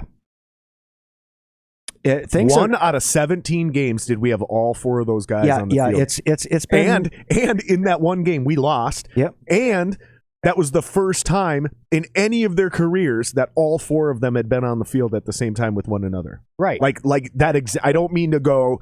Everson Griffin and Hunter had never been on the field before. No, I'm saying that exact combo. Yeah, that line, yes. Had been with us for essentially 2 years, if you want to look at it a certain way. Right. And none of them had... So there was zero chemistry. Well, yeah, because Pierce had the opt-out last year. That's exactly what I'm saying. Hunter missed all of last year with an injury as well. Griffin wasn't here last year. And Tomlinson wasn't here last year. The fact that we still did lead the league in sacks for most of the year... with a bunch of hodgepodge stuff going on, that's kind of where I lean towards, not... He gets off work at 7. That's right about when we're going to be wrapping up. About 6 o'clock, we'll probably wrap up. Yep. And then we always end up hanging out for a little bit afterwards. Yeah. So, yeah. So, that's where I end up not getting so much on Spielman, but more... I've said all year long that Spielman has given Zimmer... at least on offense, the keys to a supercharged 900 horsepower Ferrari, and he decides he wants to drive it at 35 mile an hour on a Sunday afternoon. I don't know if that's fair, dude. I don't know if that's fair, man, because that offensive line has been so bad. It's just this year that you can finally say the offensive line isn't the weakness of the team. Right. Now, Brian O'Neill has always been good, but then he's had the rest of it's been ass. Getting Darisaw turned out to be an outstandingly good thing. The biggest thing of it is Cleveland's great. Ezra Cleveland is going to be a great guard. The Oli Udo thing, and why is Wyatt Davis not seen any time? Okay, so this is something I get into over and over and over again, right? So there's perception versus reality. He has to not be doing something at practice that we don't understand as fans. Right. Same reason Garrett Bradbury stays on the field no matter fucking what. He's got to be doing things in practice that make it undeniable he's the guy. And then, yeah, he's not good enough, but he's by far doing something in practice. And that catch that he just made last week, that was shoestringer. Yeah, that was crazy. That I was doing a fan in the stands, and I said, "This has gotta be the shit they see in practice." That they go, nope, this is the guy. Because that was a super athletic play. That was also paying attention, not quitting. You know what I mean? It's like all the things you look for in a football player. Right. It's gotta be what they're doing Monday through Saturday. That these guys are or are not on the field. Same thing with Wyatt Davis. There's got to be something he's not doing Monday through Saturday that we just don't see or know about as to why he's not on the field. Because the injury thing was solved a long time ago, just like Darius. And the other option was Mason Cole. And when he was in there, and then also when they had Bradbury and Cole in there doing different things, that was looking promising. And then Mason Cole gets injured, and it's like, well, fuck. You know? Yeah, what they should have done is they should have, and we did a podcast last year on this with me and Anwar and Scotty, and I said, okay, we just signed Mason Cole, so here's what I'm thinking. Mason Cole's your center, move Bradbury specifically to left guard, because then he's on the 3 technique, which is not a nose tackle, it's a nose guard. Right. It's a smaller player, it's a faster, quicker player, where suddenly Bradbury's weakness of being bull rushed is not really a thing. No, nose guards don't, your 3 techniques, they don't typically bull rush, right? Because it's not a smart thing to do. If you bull rush a guard, you go by a quarterback and open up that B or C gap that we were just talking about for him to escape out of the pocket. So it's just not really a thing. You go Cole, and then you got Cleveland on the right, which is where he was last year. They should have left him on the right.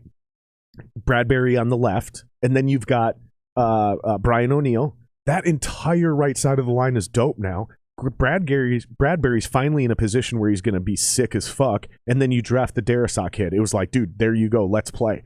Exactly. And I guarantee you, if the Vikings cut Bradbury, when he goes to another team, he will be made into a left guard, and he will become a Pro Bowler. Absolutely. This is like the Eagles thing that kid was good. Whenever we have certain guys, we don't know how to utilize them. Look at Moss to Diggs to Jefferson.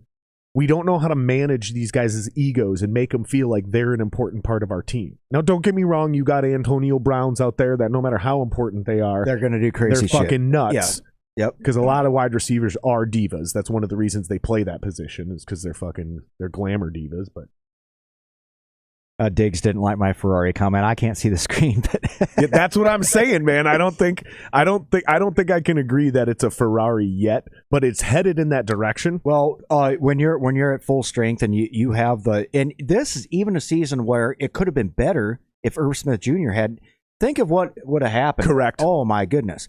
I mean, it was shaping up to be a good thing. Well, even with Tyler Conklin filling in, I think it's a badass Camaro.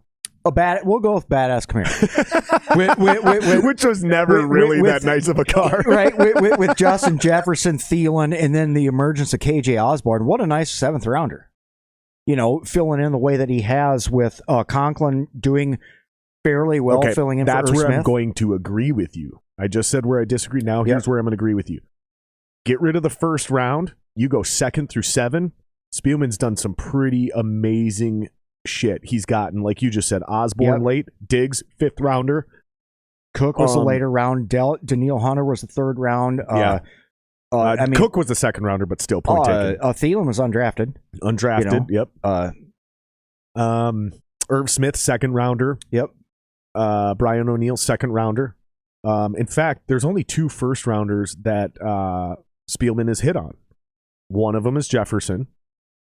And then the second one is still the verdict is out, but Darrisaw. It looks like Darrisaw is going to be the real deal. In recent years, Spielman was, I don't remember when they drafted Smith, if he was given 100% GM or if he was still just involved in the process.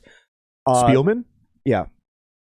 Because Harrison Smith was a 1st rounder. Kyle Rudolph was a 1st rounder. Technically, Smith, though. Xavier Rhodes was a 1st rounder. And despite his fall off there, I mean, he still produced quite well up until that last year with us. And then he had a renaissance when he went to the Colts, of course, because that's always what happens with our players. But, you bring up a great point. Spielman did seem to do better early in his career with 1st-round picks because when he drafted Harrison Smith, that was the same season we also drafted who's the tackle? Matt Khalil. Yeah. And Cordero Patterson. Right. All in the 1st round. Cordero Patterson actually definitely, now looking back, success. But again, when they were talking shit about him, it was like, well, when we tell him to run a 7-yard route, he runs 5 or he runs 9. He can never run 7. When we tell him to run 10, he runs 8 or he runs 12. He can never run 10. So I remember thinking about this back in the day. When he returns kicks, he's unstoppable. But you're saying the problem is he can't run routes and get to the right spot. So put him at running back. And then guess what? He goes to New England and they put him at running back. And he had a great season as a returner and as a backup running back. Then he went to Chicago, had another great season as a returner and a running back. Then he's down in Atlanta and has the best career of his career. Yeah, he is having a great year. There ain't no doubt about it. As a running back. Right. I said this. A running back and a gadget player, yes. I said this so long ago. This is what I mean. That it doesn't take a rocket scientist to figure some of this shit out. If the guy's not working, switch him from his position. Like, if you know why it's not working. If you don't know why it's not working, then you need a new coach. Yeah. But if you can go, he can't run routes, then figure out a way for this amazing playmaker to not have to run routes. It's called put him out of the backfield. Run screen passes. Have him run draws. I mean, I remember laughing about the idea, dude, you could put AP and Cordero Patterson in the backfield at the same time. Like, that was a legitimate possibility. And that'd be terrifying. That would have been an actual real kick-ass offense, unlike Brad Childress. But yeah, I mean, I think the biggest thing on Spielman is always going to be the cloud hanging over his head with the lack of ever drafting a true franchise quarterback. Now, the Bridgewater thing is really dicey because of the injury and everything else. Fans loved him, but honestly, you compare Kirk Cousins to Bridgewater, Cousins will outthrow him, outperform him, and do everything except scramble better than him 100 times out of 100. And you look at some of the high-profile misses, and recently we look at Laquan Treadwell. Mm-hmm. Those things are what sticks in people's mind. They don't look at his entire body of work of what he's done as a GM. It's just, oh, well, you drafted a bust here in the first round. Ponder. He drafted Ponder. Yeah. Well, look at all the other teams, too, though. The draft, the first round especially, is a crapshoot. I mean, there's just as many guys that bust in the first round as that. In fact, I would say there's probably a 70% bust rate in the first round, 30% success rate. Your good GMs are the ones that can make money and get you somewhere and get quality starters, people that have longevity in the on your team and in the NFL. Eventually, make Pro Bowl, All-Pro, whatever, from the later rounds. And I think Spielman's done an outstanding job of that. Granted, some of those guys aren't on the Vikings anymore, but I'd be willing to give Spielman another 1 or 2 years if he brings in a guy like Brad Peterson. If he hires a coach like Brad Peterson. Yeah. But this is the irony, right? That's not how you keep a GM. You either keep or fires Spielman based on his current merits, not what he might do in the future.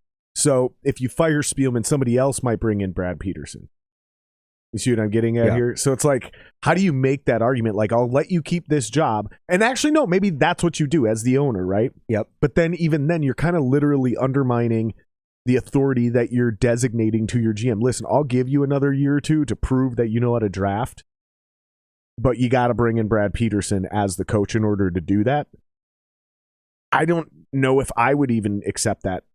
I only came off the Zimmer bandwagon this year. I've always defended him. And this year, before the season even started, I said, look, Zimmer has just gotten every flipping thing that he's asked for. And there's no excuses anymore. This is year 8.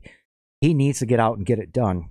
And even Justin Jefferson last week in a press conference, like, we should be a 13-14 win team right now. And all but, in fact, he did call the coaches out.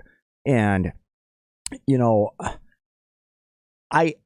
I look at who I think for coaches. I mean, I've always liked Bieniemy. I mean, that's a little bit of a retread because he was running backs coach when we had Peterson. And he's also completely unproven. You look at your top people that get all the the press, your Byron Leftwich, your Kellen Moore from Dallas. As a joke earlier in the season, I even started talking about Matt Campbell from Iowa State, and I hate Iowa State because I'm a Hawkeye fan.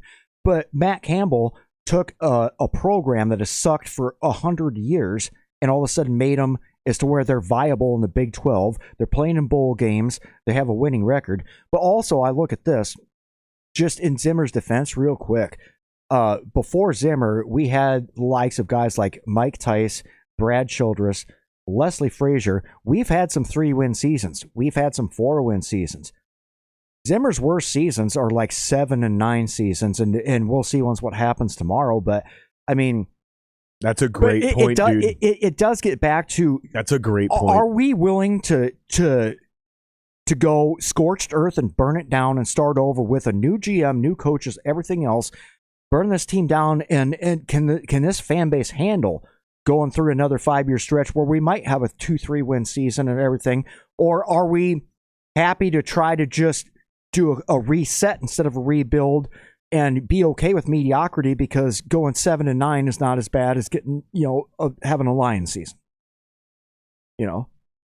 I think you're bringing up some great points, man. And I think the only way to avoid a complete scorched earth from ground up rebuild is to do exactly what you suggested. You keep Spielman. Diggs' pick is you for coach and GM. I'd take that job too. I'd probably kill that shit too, man. I know a lot about football, dude, but I also know how to lead men. That's the other big thing, is like, I know how to lead alpha males, because I know when to fucking back off and not micromanage, like you were talking about the Army shit. Yes, like, there's times when you got to get inside a dude's head and be like, listen, man, shit ain't right. We got to figure this out, like a Jared Allen moment, right? Like a Randy Moss moment. But then there's other times you got to back off and let these guys be themselves. Because if you try to control everybody and have it, and that includes your coordinators as well. And I think that's a big reason why Kubiak looks so shitty this year, is because he doesn't have the authority to pull a Norv Turner and get in a fist fight to defend his fucking principles. Right. He's going to cower to the alpha male Mike Zimmer. He's got handcuffs on him. Yep. And so he knows, it's 3rd and 18, and I want to chuck it deep, try to pick up this first down. But my instructions are from my coach is to play it conservative, don't turn the ball over, and give our defense a chance to get us the ball back. Which I think is a great plan when you have a great defense and you have a killer punter and great special teams that can hold them into their end of the field. But that's not what we saw this year. Zimmer's definitely old school, and he's got that mentality. And if it was 1995 right now, that would be awesome, but it's not. And, as leadership doctrine and leadership philosophy evolves, and not just Haspels for water cooler manager. All right, Diggs, thanks. I could do that too. I would probably push Gatorade though. Gatorade. That's fucking funny. That's so funny. Shout out to Diggs. When you're talking about leadership philosophy and everything, you've got to be able to evolve. And I tell my troops, my senior leaders all the time, you can do things by the book 100% of the way. I taught this. I did everything by the book. I'm 100% correct. But if the wheels fall off, it's still on you. It's not, your whole platoon, as a platoon sergeant, your whole platoon isn't just ass or whatever. You might have done things by the book, but if they did not receive the message, they did not understand the message, you're not getting the message to them in terms that they can understand. It's not effective or even communication. Want to understand. Yeah, and it's still on you. So you can be right in terms of philosophy, in terms of doctrine, in terms of anything textbook, but if you're not connecting and you're not having people understand, and then not only being able to understand, but take that understanding and go out and put it into the execution phase of what you're doing, it's still on you. And I think that's where the disconnect is. That's what I tell my troops all the time. Mentor, but don't micromanage. Teach, but don't preach. Let people learn by doing it without you being a helicopter, person standing, hovering over top of them, because that's how they're going to figure it out, is by actual, being in that situation, getting those repetitions and everything else. And it just seems to me that you're talking about literally sink or swim. Yes, it's like if you leave the floaties on the kid, they never learn how to swim. Yeah, you have at some point in time you got to take the floaties off and go underwater and go, oh shit, I need to breathe, and that's how you really learn how to swim. You have got to let most of us, offensive coordinator do his thing. You've got to let Kirk Cousins be that actual field general and not try to micromanage him and script every single play.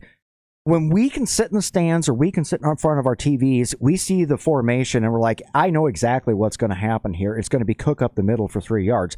You got to understand that the opposing teams, they know exactly what's coming. That's why they can prepare for it. Mm-hmm. And it's the lack of it. We're getting back to is where, when Frazier and Childress were coaches, the complete lack of ingenuity. And Zimmer started off good. I mean, really saved this team and brought back a defense we could be proud of.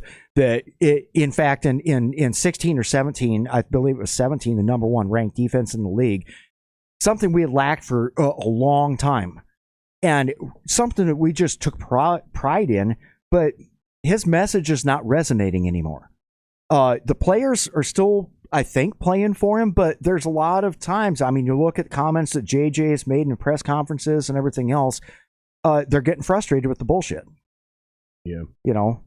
The team has more talent right now than to be a team that's missing the playoffs. And I do put at least 5 of those losses on coaching. So, I mean, something's got to give. I expect that, if you talk to the Bears fans, they're adamant that Mike Nagy is fired right after this game. I think Zimmer's probably on his way out. So here's what I want to see then. And I want to get your take on this. Fine. Keep Spielman for 1 or 2 more years, tops. Bring in Brad Peterson. There's your head coach. Bring in Matt Nagy as your offensive coordinator. And find one of these young up-and-coming defensive coordinators. The talent is on the team. Yeah. As long as it's not Brian or Doug Peterson. Oh, sorry, that's who I meant. That's who you want? That's who I meant. Yeah, Doug Peterson. Abso-fucking-lutely. Here's my deal. Because watch the Super Bowl versus Tom Brady here, and you'll see exactly why Doug Peterson should be the head coach. And it's the game's on the line. Nick Foles comes over and he goes, "What do you want to run?" Zimmer's not doing that. Zimmer's going, right. Here's what we're running. And then the quarterback would go, "Oh, what about this?" No, listen, I know what I'm talking about. That's what it seems like. It seems like, I think petulant is the right word. It seems like he's stubborn and almost arrogant in his understanding of the game. Like, I don't know, man. I think Zimmer is just too hard-headed. He's almost too smart to know when to give it up to somebody else. So what do you think would be the reason why Doug Peterson was largely handed a team, wasn't there that long, won a Super Bowl with a back at quarterback, but then the wheels fell off in a matter of just a couple short years, and then to being just ousted? I can tell you exactly why. Salary cap issues on the Eagles, salary cap. Man, it's very, very simple. It's very, very simple. Doug Peterson came in, built an amazing staff, was not inherited a team. Jesus Christ, no. His GM, Doug Peterson, came in, looked at this team and said, "Listen, I've got the core we need to win a Super Bowl. However, I need this, and I need this." And they mortgaged their future to do it. They went and traded for Jordan Howard. They they did a bunch of shit to make that team a Super Bowl team. To win now. And they did. And then the fans, because you mortgaged your future and didn't have any picks the next 3 years, you're going to go through like a canoe style. It's going to collapse the for hills a little and bit. valleys. Yes, that's just part of the thing, right? And Frank Reich, brilliant offensive coordinator for them, went down to Indy. So you're starting over with a new OC. Blah blah blah blah blah. Carson Wentz was never the real deal, but no one really knew that, and he always looked good leading up to that. That's why Carson's in Indy right now, is to reconnect with his original OC in Frank Reich, who's now the head coach. And then the Eagles fans, ownership, and everybody in between got ungrateful. Like, you should have made a bronze statue and stuck it next to Rocky. The Eagles had never won a Super Bowl. Right. Ever. Yeah. And Brad Peterson delivered that for you, and you fired him a year or two later? Fuck off. Like, you guys are ungrateful, and you'll probably never win another Super Bowl because you didn't understand when you had something great. That's why he lost his job. I'm convinced. That's also probably the most Philly thing ever, too. Right? You look at that fan base, and it just makes you grateful for what we have here. But, Doug Peterson's the shit. And if the Vikings signed him, I might even go buy season tickets again. Like, that's how highly I think of Doug Peterson. You know, he's Brett Favre's backup. Yep. He was a long time ago. Yeah, he was Brett Favre's backup in a way like Kubiak was Elway's backup. Like, these are guys who have been there and what I mean by that is they were head coaches in training. They had headsets on. They were sitting there in the conversation. So they heard Andy Reid and fucking what's his name? Fat fuck. Holmgren. Oh, Mike Holmgren. Doug Peterson heard Holmgren and Andy Reid talking. He heard Holmgren and all the other offense coordinators I can't think of off the top of my head, John Gruden and all those other guys. He heard the conversations between Favre and his head coach. So that's why when that end of that game came down in that Super Bowl, Doug Peterson knew exactly how to handle that. Yeah. And clock's over. What do you want to do? I look at next season, and I meant Foles. Sorry. Something else that's I'm going to use this as a segue to get to make an overarching point. But Kirk Cousins said that in an interview this week that he would like to remain a Viking and retire a Viking. Okay, here's what I say to you, Kirk. At $15 million a year, you got yourself a deal, dude. I was thinking more. I was thinking more like 10 because Kirk Cousins right now has made $161 million in his career. Up until this year, only because of an accident, he was driving a 1994 conversion van. You know he hasn't spent that money. He's sitting on it. If you think you have enough money and what you want to do is win a championship, Kirk, then void your contract, fire your agent, void your contract, sit down, give us the sweetheart deal so we can retain the talent that's good talent that we have. Get below the 12%. Get below that 12% like we talked earlier. Retain the talent, especially on offense that we have right now. And be able to draft well and bring in a couple other free agents. And then let's say Doug Peterson comes in and is able to do what you think he can do. That might be the difference maker right there. Instead of going scorched earth and rebuilding this team, let's make a couple personnel changes here, restructure a contract. My most unpopular hot take that people want to punch me in the face for is one thing with Zimmer and his constant stubbornness on running the ball when the run isn't there is because you have superstar Dalvin Cook sitting there. The contract isn't so big, but Dalvin Cook is kind of like an albatross. If you traded Dalvin Cook and got a couple other good picks, you went to pass first with the coach will pass first. Alexander Mattison, Keenan Nwangwu are more than capable for a two-headed punch back there. You don't need Dalvin Cook. Are either of them as good as Dalvin Cook? No. Nwangwu's faster. Madison's a little bit more burly. But if you actually had the right coach that had the right philosophy on offense with using the passing game to set up the run and not trying to stubbornly establish a run when somebody like the Chicago Bears are a very good example tomorrow. You've seen Akeem Hicks has a personal vendetta against Dalvin Cook. If he wants to stop Dalvin from running, he fucking will. And Zimmer keeps trying to run Dalvin up the Cook right at Akeem Hicks and Roquan Smith. Dalvin up the Cook. Run That's a Freudian slip if I've ever heard one. Dalvin up the middle right at Akeem Hicks and Roquan Smith. What sense is this? I mean, yeah, by the time the seventh quarter rolls around, you might wear him down, and then Dalvin's going to start getting yardage. Unfortunately, football games are only 4 quarters long. If it ain't there, it fucking isn't there. Start getting ingenuitive. You know the Bears defense can still wreak some havoc on our offensive line. That's where you start running plays out of the shotgun. You start running bootlegs. You start running a couple gadget plays. Where was the play action pass the last time? I mean, we did beat them in Soldier Field, which is amazing. Did you see that play where fucking Barr grabbed David Montgomery and like fucking just threw him back like 5 yards? Yeah, it's trending on Twitter right now. That's the kind of but in order to win in that kind of environment, we've won in Soldier Field exactly 6 times in the past 21 years. They need to have that kind of attitude. Did you know that in the last 20 years, whatever, Mike Zimmer has almost all of those? Yeah. Like Mike, that's another crazy thing. Like, we want to bash Zimmer, but he's the only guy who can regularly go down to Soldier Field and win. That used to be a place where the Vikings could not win. Yeah, you just always, as soon as you've seen the schedule come out every year, Soldier Field, yep, that's a loss. Yep. We Lambeau, could go 15-1, loss. but that's the one. Yep. Or Lambeau. It was always those two. You could guarantee the Vikings. And then you were just hoping that the Vikings would win those 2 games at home against those same 2 teams, because otherwise we were getting swept. But it was pretty much a guarantee we lost at Soldier Field up until fucking Zimmer showed up. And man. just a non sequitur of anything.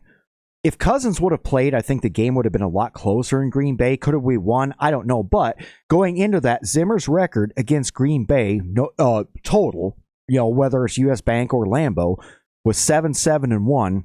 It would have been great if he could have ended that 8-7-1, because he would have been the first head coach for the Vikings in a long ass time, maybe ever. And because somebody needs to Google this too, that has had a winning record versus the Packers. Right. As of now, he'll finish if what I think is going to happen happens, and he's let go after this season. He has to be let go. We can't give Zimmer another year. I'm about sitting at 98%. He's going to get let go, but he'll have finished with 7-8-1 against the Packers, and that's still. What did Frazier do? What did Childress do? Yep. What did Tice do? Denny Green. Was a great coach, had the unfortunate period of that time as to where they had hit on Brett Favre in 1992 and everything, but we always at least split with them. Yeah, and that's what I was just going to say is, honestly, it just feels like I'm watching the 90s Vikes under Dennis Green. Yeah. Every year, you're pretty much guaranteed to go 500. Like you said earlier, Zimmer's bad seasons are a game or two under 500. 7-9. In this case, it's going to be 7-10. And it's like, so 8 years, one NFC championship, a couple playoff wins, not what they thought they were going to get when they got Zimmer, but we've also had some of the weirdest shit. Everson Griffin with schizophrenia and bipolar, 2 different seasons separated, obviously having a meltdown and being removed from the field. Danielle Hunter having injuries now. That's just disappointing. That's what I was going to ask you. Do you just start... Because honestly, I would trade... This is what I would do, man. I would trade Cook while you can. Get what you can for Cook, right? He's injury prone. We all know that. He's never played... Think about this, dude. Dalvin Cook has never played a 16-game season. Never. And now it's a 17-game season, probably going to be 18 games within the next year or two. Right. You think he's suddenly going to play... No. Trade him, get whatever you can for him. Same thing with Danielle Hunter. Trade him, get whatever you can for him. Probably still going to be pretty high draft picks, maybe even a package of picks. Yep. But you got to move on from these guys because they're sucking up the roster. They're They're sucking up the salary cap. Resign Cousins to a super low deal. There's no more $30 million a year, dude. Yeah, you're a $20 million contract, like at most. Or even 10. Yeah. You're never going to get Cousins for 10. Somebody will give him 20. 15. Somebody will give him 20. Right. I'd say 15, but you're going to end up at 20. And maybe that other 5 is a signing bonus. That's your bonus. You're a $15 million cap hit. Everything else is signing bonus. Let's move on. And honestly, Harrison Smith, you got to move. Well, actually, no. Harrison Smith is the one guy I want to retire a Viking. Sorry. Rob Brzezinski's a genius on the salary cap stuff, so right? they can figure make this that happen. Out. Yeah. So Harrison Smith, he's the only one I want to see retire a Viking. Otherwise, Kendricks, trade him while you can still get something for him. Hunter, trade him while you Thielen, trade him while you can get some. All these guys, you got to trade them while you can get something for them because you got guys behind them that look like they can actually play a little ball. Like you've got guys like Troy Dye and James Lynch. Yep. And, Armin Watts. I think it's Blake Lynch, but there's some other guys there that can step in, and there's also potential free agents that you can get. But we need to start accumulating high draft picks, and we've got to figure out a way to draft a fucking franchise quarterback. And I don't care if you got to hire 50 consultants, hire Matt Nagy and Mike Holmgren for all I give a shit. Figure out how to identify the next great quarterback, just like Pete Carroll did in Seattle when he found Russell Wilson in the 3rd fucking round. You don't have to get him in the 1st. Right, exactly. But we did a deep dive on this, and the vast majority of Super Bowl winners are 1st-round draft picks. So that's going to be your best chance. But I get it. If there's a true elite level corner or defensive end or, a Mike Singletary sitting there at linebacker, grab that guy. I get that. If you know you can turn around in the 2nd or 3rd and get your franchise quarterback. But that needs to become the number one priority. And before we started the podcast, I asked you this. I said, guess how often the Packers draft a quarterback, regardless of whether they have Brett Favre or Aaron Rodgers. And it's literally every 3 or 4 years. They prioritize, and that's where I was going with that point before we started, was they prioritize the quarterback position. Right. They prioritize it. They don't care if they have a Hall of Famer. They always need the next guy. And they did it again. They just went and grabbed Jordan Love, right? First round draft pick while they already had Aaron Rodgers. Yep. We all laugh at them, but that's a team, that's an organization that prioritizes the quarterback position. Yeah. And just a couple. Oh, by points. the way, the Patriots did the same thing. Yeah, just a couple points. So Anthony Barr, trade him too. When he came back after took less money with us. Yeah. Oh, Diggs, you're right. Bud Grant was obviously the most successful against the Pack. Yep. At 22-14-1. That's without question. But I think he's right. I think the next best coach against the Pack is Zimmer. Yeah, and if not, maybe it was Green. And I said in a long time, because obviously throughout the 70s and the 80s and whatever, the Packers just sucked. And yeah, Bud Grant did eat their lunch and everything. I was talking like basically since Dennis Green or whatever. Yeah, it's got to be Green and Zimmer, and everyone in between sucked. Yes, just terrible.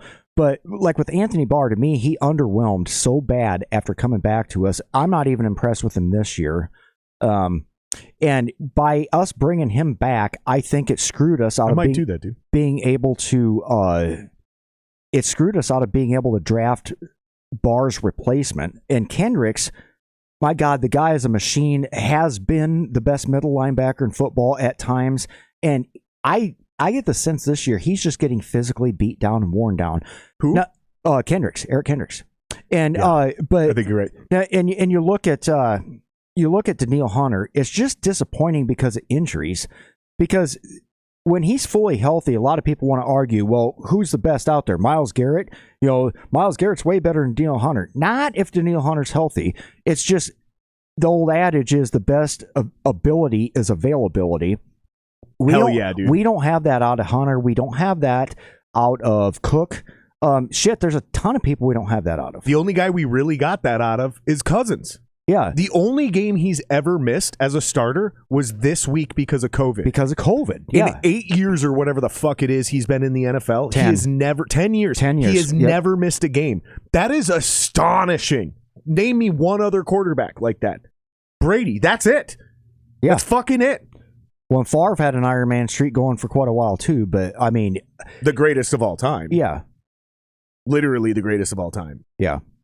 And people always talk about, well, who would you take, Favre, Rodgers, whatever. Well, I'm not even. Favre. I would too, and it's not just a numbers thing. But even though Favre used to always beat us in Lambeau, he used to lose almost all the time in the Metrodome. But Favre's attitude, just the old farm boy thing, like I said at the beginning podcast, I grew up on a farm. Everything just shucks, having fun out there, cracking jokes. Let me tell you a story, smacking people in the ass. Let me tell you a story. That's a guy you want to drink beer with. Let me tell you a story. So I did a podcast with Ezra Tuolo, former Minnesota Viking, former Green Bay Packer. Yep, I know who. Came in here, sat in that chair. We had a great conversation. He was drafted by the Packers the year before Brett Favre came. Mm-hmm.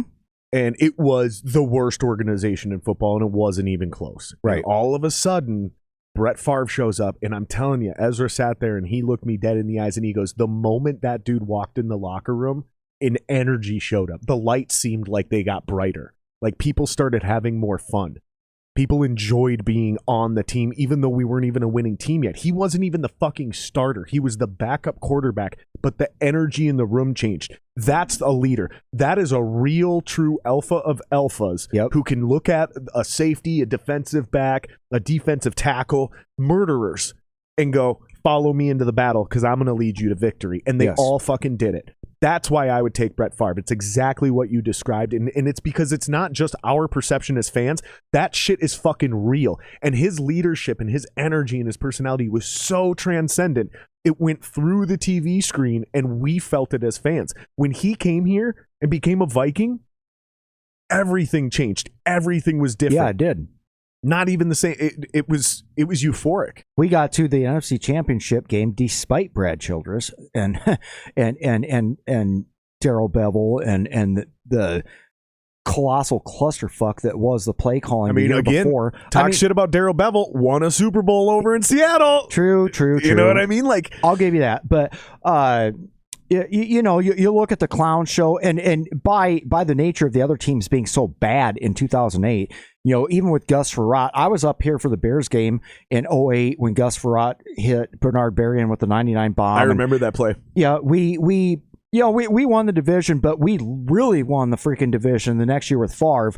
And that's what pisses me off about the Saints is, everybody wants to blame Favre for throwing an interception when he's trying to hit Chester Taylor. What about Adrian Peterson's 4 fumbles or missed kicks?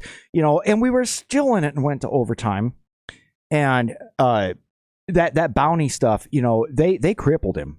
If you've seen pictures of his foot or what they did, he wouldn't have even been able to play in the Super Bowl the next week because of how they tuned him up. And the refs were inept. Fuck. Sorry, I got to... this fucker. Go ahead. Brad's in chat. Word total, Rob, 42.667. Jared, 13.5. Never thought I'd see the day. Nice job, Rob. And without even any hot sauce. Fuck you. I'm getting better at my job, Brad. Slowly but surely, I get better and better. And you got a guest that don't know how to shut the fuck up either. That doesn't help. It's good. So. It's honestly a relief, man. It's a relief when I don't have to drive the conversation, when I can just steer the boat. Yeah. It's way funner for me. Oh, I just did it. I just said funner. It's not a word. Funner. I just lost 8 IQ points podcasting more with you. Fun. Yeah. Oh, but I don't know. I mean, so let me do this. Let me ask you this. I'm not gonna give you a magic wand. I'm gonna magically make you the new owner of the Vikings. Address, because I'm gonna be able to hear you. I got to take a leak. I want to hear what are you doing. Address, are you keeping Spielman or not? And then whether you are or not, who's your ideal coach, offensive coordinator, and defensive coordinator? Go. All right. So I would keep Spielman. And the reason why I'm saying I would is, like we discussed earlier, if you look at the amount of talent that he has put into the NFL, and I look at it a couple different ways. Okay, who do we have that are actually true studs? I mean, Pro Bowl's a joke, but like literal all-pro level. There's several of them on our team, and people that are no longer on the team that are playing on different teams. But at the end of the day, what you want is you want to be able to have starters, and you want to be able to pull them from all 7 rounds, basically, or even undrafted free agents. And I go down the line, I look at our own team, okay? And yes, a GM is very essential in free agency, but let's just start with the draft. So, aside from the injury issues we already discussed, Danielle Hunter, I mean, starter, Pro Bowl caliber. I mean, Everson Griffin, they drafted him late rounds and everything, has been a mainstay in Minnesota for a long time, but now, obviously has some issues. Kendricks and Barr, I mean, those were home runs in the heyday. Harrison Smith, home run. I mean, Andrew Sandejo, very long time safety, good job. Anthony Harris moved on. I mean, starter, Pro Bowler. We've had some good corners. We had Xavier Rhodes. People want to trash on Trey Waynes. He's a very good starter for a long time for us as far as cornerback careers go, because they're very short. We're talking about 3-4 year time frames here. They seem to move around. You look at the offense. Everything in the offense basically right now is brought in by Spielman. And you look at all the players that are out doing other things, and Diggs is a big, common one, playing well for another team. Bridgewater's out starting for another team. I'm sticking with Spielman. These guys are still in the NFL is what you're saying. Still in the NFL. And still that starters, needs to be valued. Still contributing, yes. Because you can't keep everyone. Right. I'm just going to validate what you're saying. You can't keep everyone. So just, if that's in your head, oh, well, we lost this guy. Stop. You're going to lose at least half your players. Absolutely. The average career is only 3.5 years long anyways. So the fact that he's got this many bangers still in the NFL, and most of them aren't with our team because we simply couldn't afford to re-sign them, that's a reality that needs to be acknowledged in a positive way. That's not his fault. He drafted him. Mike Zimmer or somebody else developed him. Rob Brzezinski wasn't able to re-sign him. Yeah. So they had to go somewhere else. Because you can only work so much feng shui with the salary cap. Exactly. So, let's move to head coach. I still think somewhere between Byron Leftwich and I'm just going to say Eric Bieniemy. I don't know about Kellen Moore. I mean, he's that you take a chance on him, and either he can be LaFleur, but I'm telling you one thing. I think LaFleur, Rodgers leaves, that guy. I think Rodgers is carrying that team right now. Oh, 100%, dude. LaFleur is definitely the most overrated coach in the NFL. Yeah, and maybe even ever. Yeah. I like what I see with Leftwich and the things that he's been doing down there. Granted, I mean, they have one hell of a freaking roster. But I think you take a chance on a former player or somebody. The thing with Bieniemy that I like is he has familiarity with Minnesota, and he's also was there when he's seen what didn't work. So he can come in, and he's also on Kansas City now, seeing what does work. And well, he left the Vikings to become the head coach of the some college team. It was Colorado State. Yeah. Guys, look that up for me. Just please put it in chat. I don't remember that Eric Bieniemy left the Minnesota Vikings. You should just be able to quickly look at his Wikipedia. He was a running backs coach for the Minnesota Vikings under Brad Childress, and he left to become the head coach of, I believe, his alma mater, and I think it's Colorado State. I'm almost 100% on that. Yeah, it rings a bell. So I need to take that back when I said earlier he's unproven. He's not unproven. He has been a head coach. Yep. That's a big deal. That's whether it's college or the NFL, being a head coach matters. Now, having that experience matters. Now, it comes down to offensive coordinator. That's where I would jump on Kellen Moore. Would he leave for a lateral position? I don't know. No, I mean, he's not leaving Dallas to come be in Minnesota. And if that's the case, maybe you take a 1-year flyer on Clint and see what happens when you don't have Zimmer handcuffing him. Because it's not like they're not producing in the passing game. It's just the right plays are not being called at the right time, and then there's just inexplicable, stupid decisions, here and there. Defensive coordinator, I would just promote Cordero Patterson, because I think he understands the Zimmer defense and he understands what it's going to take. I just think he's technically the defensive coordinator now. He is, but Mike Zimmer calls that shit. I would like to see him retain his position, but actually call that defense. Just give it to him. Yeah. Because you got to admit, he is directly responsible for all the defensive line success. Yep. All these amazing defensive line things we've had happen, from Danielle Hunter to Everson Griffin to even DJ Wanham starting to look good, James Lynch starting to look good, the resurgence of Sheldon Richardson all of a sudden this is all at the end of the day. Patterson. I need to take about a 2-minute break and everything, but you brought up quarterbacks about drafting one. So while I'm out here real shortly, can you look up or have somebody look up? I don't remember the name of that quarterback from Liberty University, but he's being talked about a lot. Liberty. Will you guys look that up? Who's the quarterback for Liberty University? Malik something, but otherwise. Oh yeah, Malik. I've heard about this kid. Let me know who you're thinking of quarterbacks that you think we should draft here. I haven't scouted any yet, man.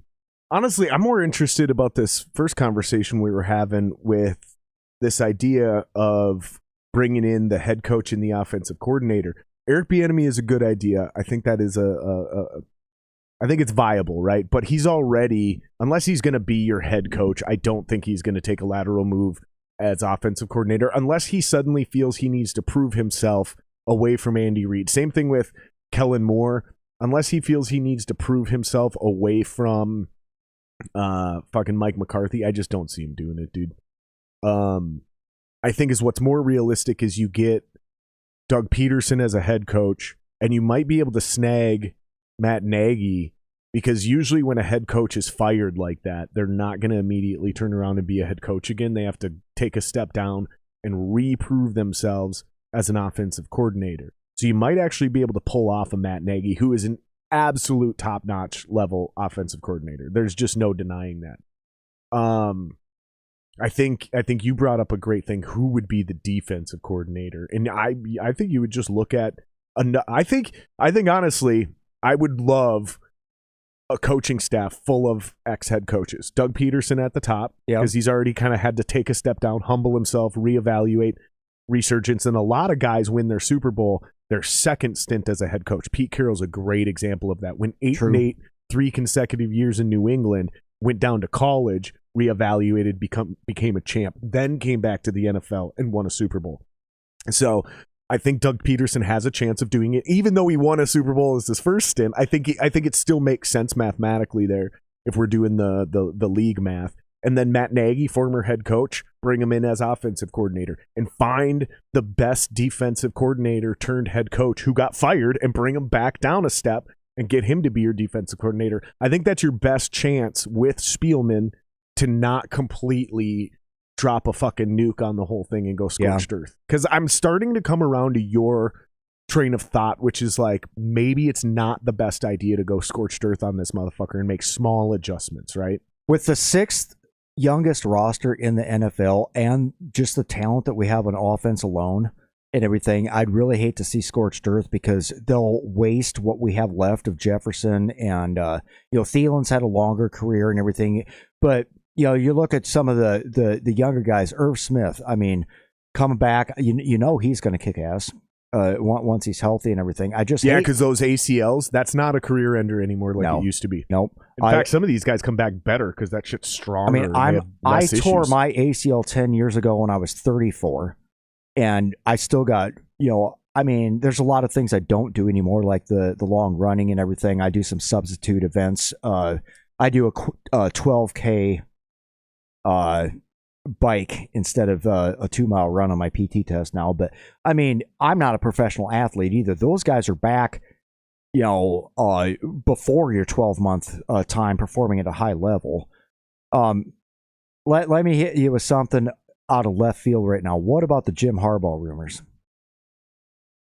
I don't know why Michigan would get rid of him. I don't know why they would either or why he'd leave, but his name is right up in the mix with coaches potentially coming back, and he's not coming back to the Vikings if he does. He's been tied with a couple different franchises, Las Vegas with the Raiders, us, even the Bears. Because there's no way he's coming to Minnesota. Just get that out of your guys' head right now. Harbaugh's not coming to the Vikings. Right. And I don't see any scenario where that happens either. Why am I so confident? Because he played for the Bears. Yeah, and guys exactly. who played against the Vikings never want to coach for the Vikings, except for Leslie Frazier, and he only took that job because he was already defensive coordinator here. Mike Singletary was also an assistant. Yeah, I know him personally. Yeah.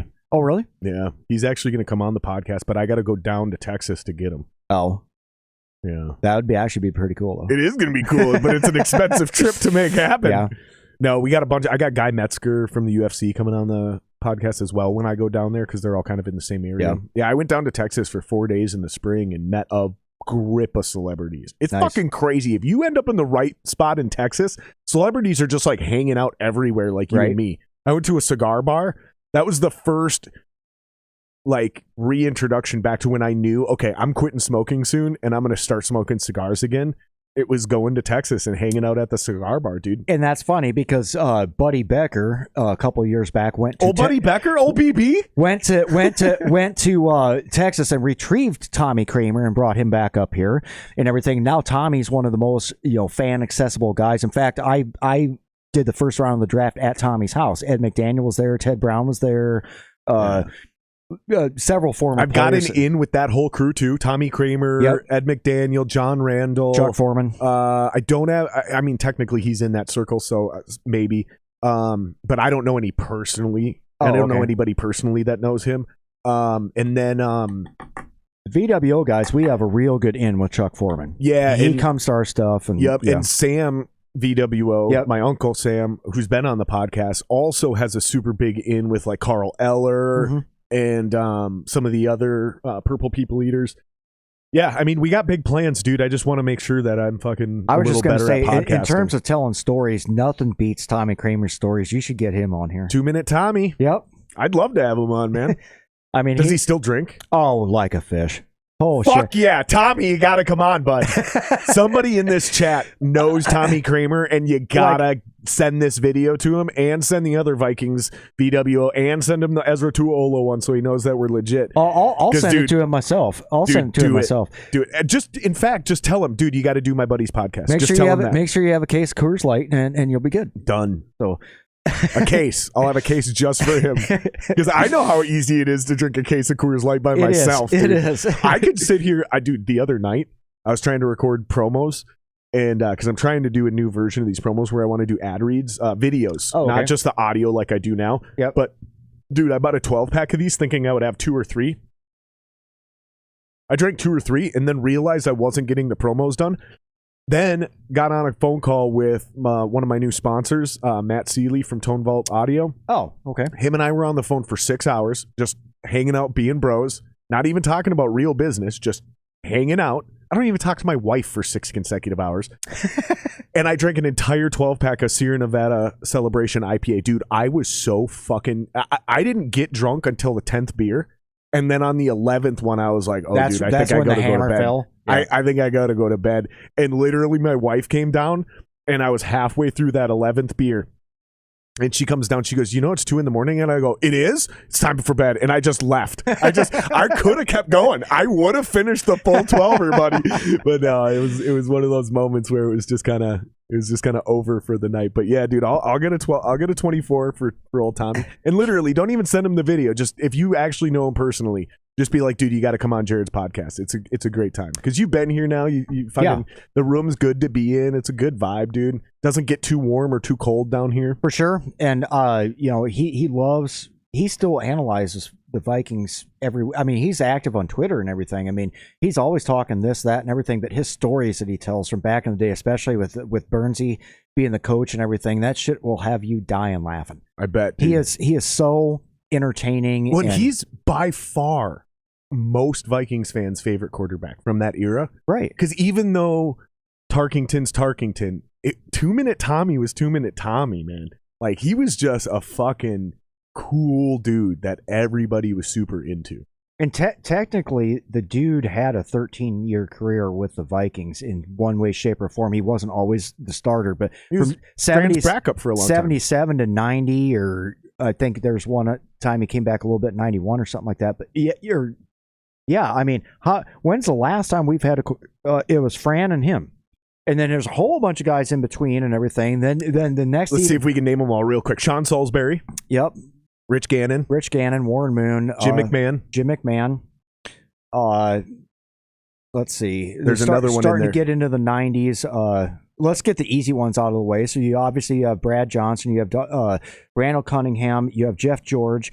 Then you've got Dante Culpepper. Oh, you're going in order. Well, that's how my mind works chronologically. No, that makes sense. Yeah. That makes sense. I was there were several other ones in between in the 80s and the 70s that I'm forgetting. Well, Joe Cap, you know, I mean, that's the original. Yeah, the original. Then you got Tarkenton, that was a mainstay for a long time. Then you've got one of the more famous ones too. Jesus, right after Tarkenton.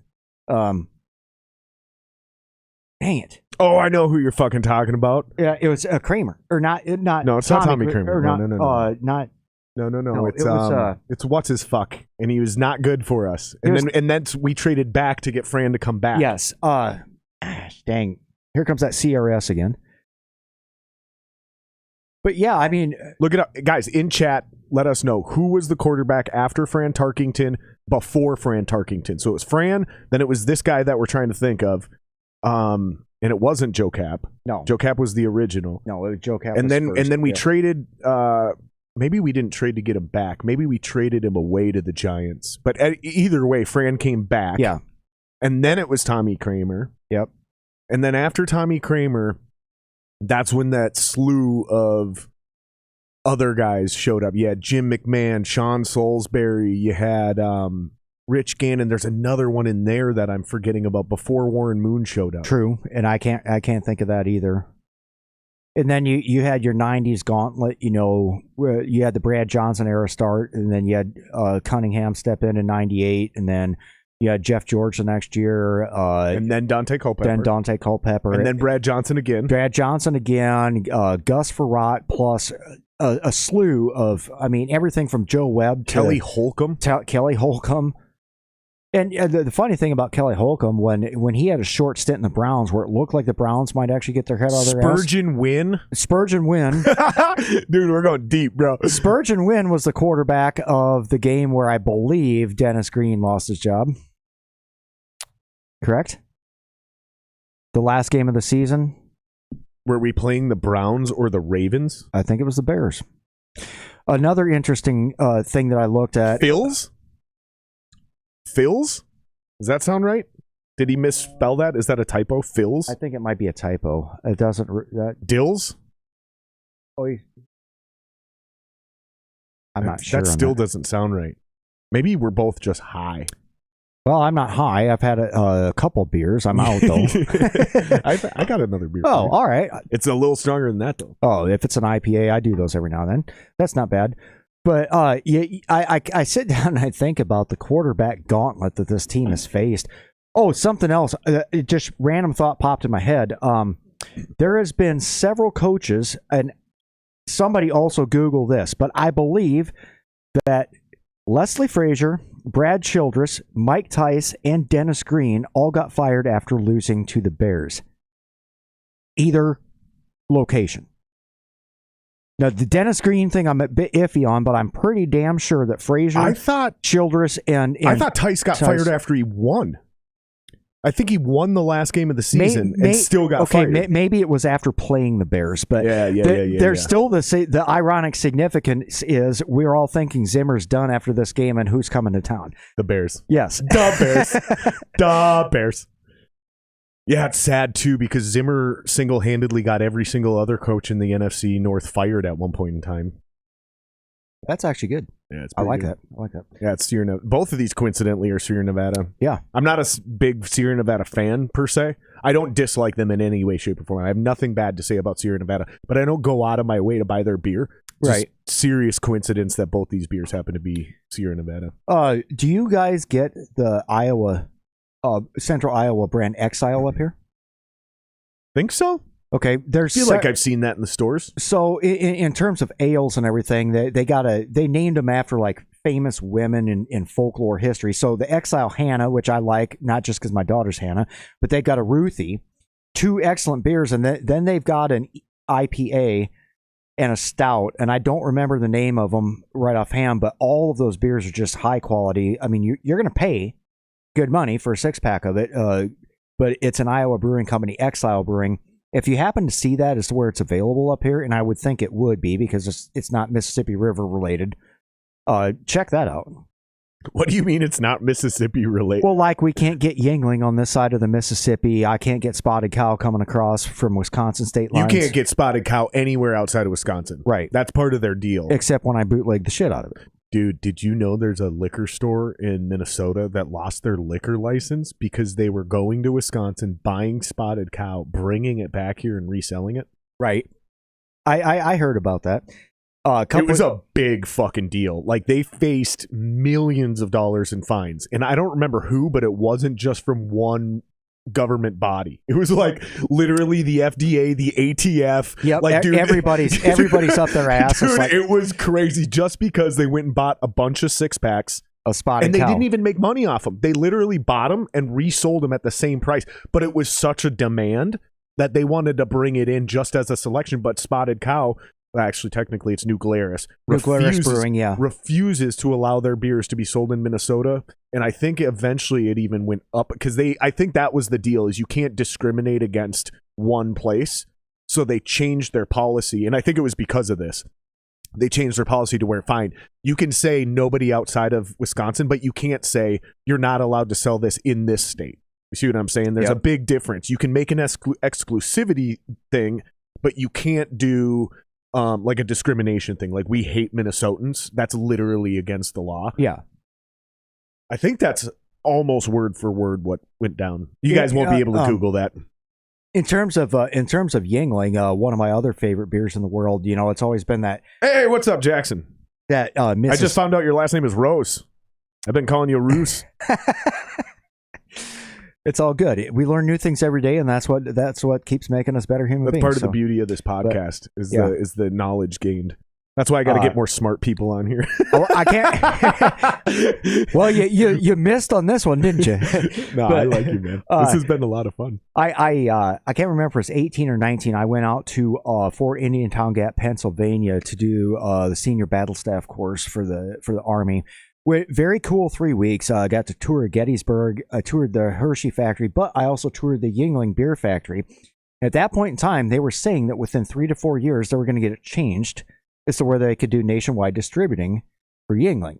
Because every time I go down professional education, I didn't know there was something about the Mississippi, though. In Arkansas, I'll load the back of the vehicle up with Yingling. Bring it. Yes, it's this bootleg, and I'm admitting to it on a podcast, but whatever. Come arrest me. But I mean, you're literally admitting to a felony across state lines. It's a federal crime at this point. It's for personal use, though. So, but the same thing. You know what? I think that's actually a thing. We go to. I don't think it's bootlegging unless you sell it. Yeah, it's not. So it's not a crime. It's not a federal crime. We're joking, guys. We're joking. But every time we go to Fort McCoy, Wisconsin, we don't have a big enough range in Iowa to do the heavy machine gunnery, the crew serve weapons. So we have to go to either Camp Ripley or Fort McCoy and stuff. And so, yeah, it's like it's kind of weird because, you don't want to be stacking a bunch of beer in military vehicles, but somewhere in some tote, some crate, whatever, some way, shape, or form, Spotted Cow finds its way back home. And, we just enjoy it. Nobody sells it. It's like if the Vikings are on an away game, I got a buddy of mine that used to be the chief fire directions officer for the field artillery battalion that I'm in. Name is Howie, retired about 5 years ago. He's got a complete finished garage. He's a Packers fan, but lots of times, away games or whatever, if I'm not going somewhere like to Ames, to the Ames School Club, Ames American Legion, where we've got that big thing that my rhythm guitar player, Denny, has set up. Did you call it the Skull Club? The Skull Club in Ames, Iowa. That's fucking dope. Yep. There are about 230 members any given weekend, road games when I'm not up here watching it. We'll pack out the Legion with Vikings fans, big screens, projectors, watch the games. Always do potluck kind of thing. And it's a good time, but sometimes I'll go to Howie's place. We'll just sit in his garage and watch it. And, hey, I got some Spotted Cow. Let's drink this. Get about 4 or 5 guys over there. Just have a good time. Watch a game on TV, because it's something he enjoys, being a former Wisconsinite and everything. And it's fun. And you should come up here and do one of my fan and stands with me. I would love to do that. Because honestly, that whole format, that entire idea, everything I've been doing this year is just a straight up beta test. Like, does this work? Is this a good idea? And I think it's awesome. Like, we sit here, we smoke cigars, we drink beers, and we kind of get hammered, right? Like, right. And you'll obviously want to time it with an away game. So you're not like, am I going to the game or am I doing this, right? Right. And you might, since you do this, and this is why I think you might be perfect for it, even though you live in Iowa, is you rearrange things to make it work. Because you might want to flip the weekend to where you're going back on Monday. It might not be a great idea to come hang out with me. Well, I always get drunk and then drive 4 hours. I actually do have. I've actually last year had use or lose leave stacked up because of the nature of the beast with the big deployment with the brigade and everything. So like I said, I've come up to 4 games. This is my 5th. I've taken every single Monday off. I never go back because, when we tailgate and then have a couple beers in the stadium and everything, it's not real safe. It's not a good idea.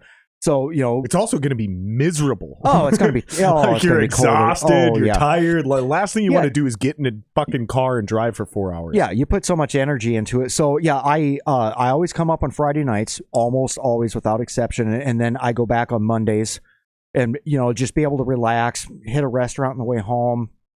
It's cool when I can still pick up K-Fan because I can listen to Paul Allen either this year it's been mostly bitching about what's been going on. and he's duckies and bunnies. Oh, so to hear Zimmer to hear Paul Allen complain about anything, right, is like listening to the Pope talk shit about women. You know what I mean? It's like, wait, what is happening? Exactly. When Paul Allen is off the Zimmer wagon, the shit hath hit the fan. And that's no shit. But because he didn't even get off the wagon when Chili was fired that year. Yeah. He still won't go back and talk shit about Chili. And if any coach that I've ever talked shit about in my entire 40-some years of watching this game and being old enough to be cognizant of what I'm watching, I wasn't old enough to bitch about Les Steckel in that one year he was here in 1983. But boy, Childress got the wrath. And I go back and look at my Facebook pages from back in the late 2000s and everything. All kinds of Childress memes and fire Childress. And I still have memories come up from like 15 I think there was a bar years ago or called whatever. The 400 bar here. I think it was the 400 bar. I know there was a bar called the 400, but I think that is also who I'm talking about. If not, it was somebody else. But the owner of that bar took out weeks worth of city page ads that just said fire Zimmer, fire Zimmer, fire Zimmer, fire Zimmer. He took out, because they did shows and concerts there, right? So he would take out like a fucking column where normally it would be the list of all the shows that the venue's going to have for the week or the month or whatever, and every show that he booked, which wasn't real, but he took out ads for them, and every show, every band was called Fire Childress. I think I said Zimmer earlier, but you get my Fire point, Childress. dude. Yep. Like, that guy paid money and published things in the city pages to get a coach fired. That's some fucking hate, dude. I would never spend a single dollar to get somebody fired, but that dude did. I don't remember what game it was in 2010 that I came up to, but it was right before the shit was about to hit the fan, and it was not. Well, I actually had tickets. I had bought tickets when the dome collapsed, and it wasn't able to go to it, obviously. So what did they do? Did they refund your money? Because for regular ticket holders, they gave them a voucher for the game in Detroit. I got a email from Ticketmaster, and they said the Minnesota Vikings want to know what you want to do. Do you want the money refunded and direct deposited back into your account, or would you like credit toward future things? Well, I just got the money refunded. Because back then, if I made one game a year, I was doing good. You know, and I was looking at my schedule with National Guard drill and everything else I had coming up. At that point in time, I wasn't playing in any bands or anything, and I'm like, you know what, chance of me getting back up or having to go to a road game or something else, that's not good. So I just had them refund it, but I still have the printed tickets from Ticketmaster, and they had Jared Allen on the ticket for that game.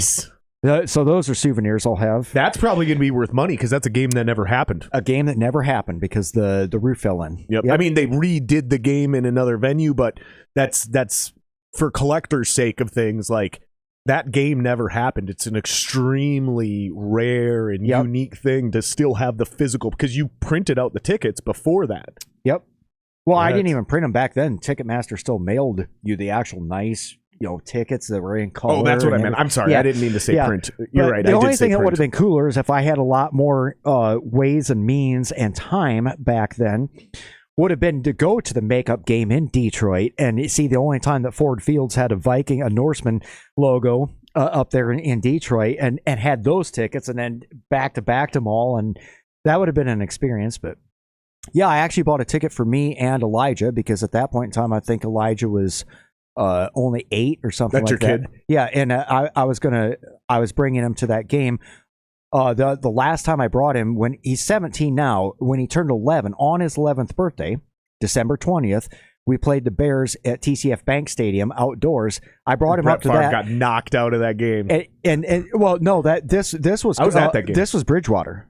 We won that one. We whooped the shit out of him. Oh, so not the same season as the Dome Collapsing. This was 2015 or 2016. I can't remember. Gotcha. It's right when I had started communicating with Diggs on a regular basis about trying to get into piece of shit into the VWO. I'm just kidding, Diggsy. But so I'd met Country, I'd met Carl, a bunch of the other guys, tailgated. It was a cold day, but there was no wind, so it wasn't that bad. But yeah, that game, Bridgewater had 4 passing touchdowns and 1 rushing, and we just kicked the shit out of the Bears. So that was a great birthday present for Elijah, but I haven't been able to get him back up here to any other games. But he's more into... Is he just not into it? He's into music like I am. He actually wants to go next year to Iowa State University. I'm really sorry to hear that. Yeah. So he's actually later in life now, he's taking piano lessons like I did. But in terms of being a musician, he plays 4 different instruments, marching band, maybe a drum major next year, and is in line to... So how old is he now? 16, 17? He's in line to possibly get a scholarship to Iowa State. I'm just going to hold my remarks on that. But to go to be a music teacher, and he wants to be in the Iowa State marching band. For anybody that's just jumping in, right? He's an Iowa fan. Iowa State is their mortal blood enemy. But it's kind of like Minnesota, Wisconsin, but worse, but way worse. I even told him, I said, kid, if you can get that scholarship and you can get in there, I will do one of 2 things. I will eat my underwear on a live podcast, or I will buy an actual Iowa State jersey, but it's going to be a custom one that the back plate says ISU band dad. And so I want to talk about that a little bit more. I'll never wear it again after he graduates. But I want to talk about that a little bit more, because we're not exactly running out of time, but I want to make sure that we get to all the things before we run out of time. So you have a football podcast. Tell me about that. And where can people check it out? Right. So what's the name of it? Tell us about it, and where can people check it out? Well, right now it's put into about 14 different groups on Facebook, but it's all the trash talk groups. So this thing originated probably about 2015, I met a Packer fan named Bill Nesmith, and he's on all the social media things. Hold on. Sorry, press pause. Is that how we reconnected? Was it through one of these NFL trash talking groups on Facebook? Because I distinctly remember before I even launched the podcast, I remember messaging you or commenting on a random thing. I'm like, how do I know you? And you go, I used to play bass for Shatterbone. And I go, that's got to be it then, because I know you from somewhere. And I think it was back in, this page has been shut down by Facebook for violations, but we had a 65,000 person Facebook page called NFC North Trash Talk Division. And when I met Bill, the Packer fan, that's exactly what it was. That runs that.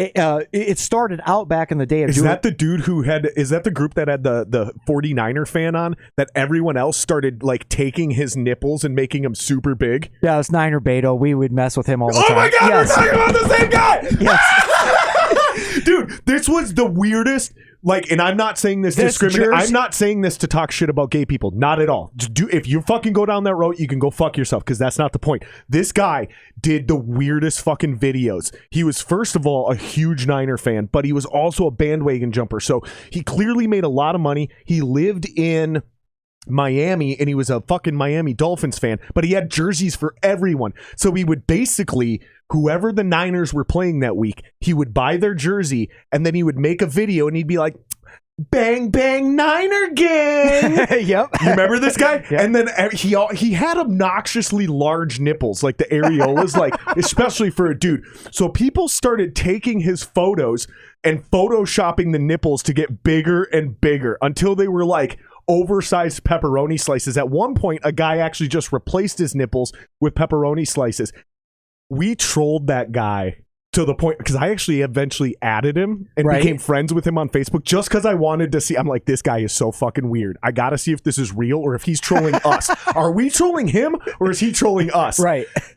Long story short, they were all trolling each other. But dude, that fucking NFC North trash talking thing, because he came in to talk shit because the Vikings were playing. That's why he joined that group. And dude, during we playoffs, chased that dude off of Facebook entirely. Yep. Like that fucking, his profile is gone. You can't find this guy. I've gone to find him, typed in his name. I can't remember his name now, but I can't fucking believe we're talking about the same guy right now. Yeah. That's how we reconnected. And just so everybody understands how small of a world this is. It wasn't because Jackson came on that week reconnected. We had been reconnected for a year or two before that. Yeah. And then coincidentally, Jackson came on the podcast. You hit me up and you're like, all right, I'm finally ready to come on. And I was like, wait, what? Like, we never talked about you coming on the podcast. Well, you're like, well, if you want me, I'll come on. I'm like, let's do it, dude. Right. VWO, connections with Jackson, Minneapolis music scene. You used to be in the Army. I get along with former military. I don't understand. Sorry. Yep. My apologies. But I don't understand why I get along with military people so well, but I do. It's probably my personality. Well, I think it's the fact that in order to be successful in the military, you have to have a good foundation on what works and what doesn't in terms of leadership. And just throughout our discussion here over the past couple hours, clearly you understand leadership. And to be honest, even though I'm terrible at it, I understand it. I'm a piece of shit leader, but I do understand it. The military has regulations and manuals and everything about leadership, but really at the end of the day, leadership is leadership. Whether you're wearing a uniform, being in the military, whether you're running a small business, or whether you just know what motivates and drives people. Leadership is the ability to produce results in a positive manner out of others. Layman's definition of leadership. And I think you've been very successful at that over the years. I have. I mean, you don't make it 25 and a half years and reach E8 with not having some degree of success with that. And it's a common language, even though sometimes unspoken and everything, that resonates, back and forth. And I think the way you approach things is very practical. It's organized.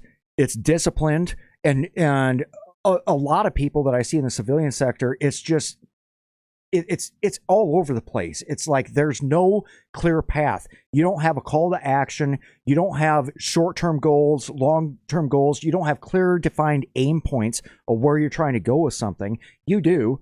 And that lines up directly with what the military preaches and teaches. That makes a lot of sense, dude.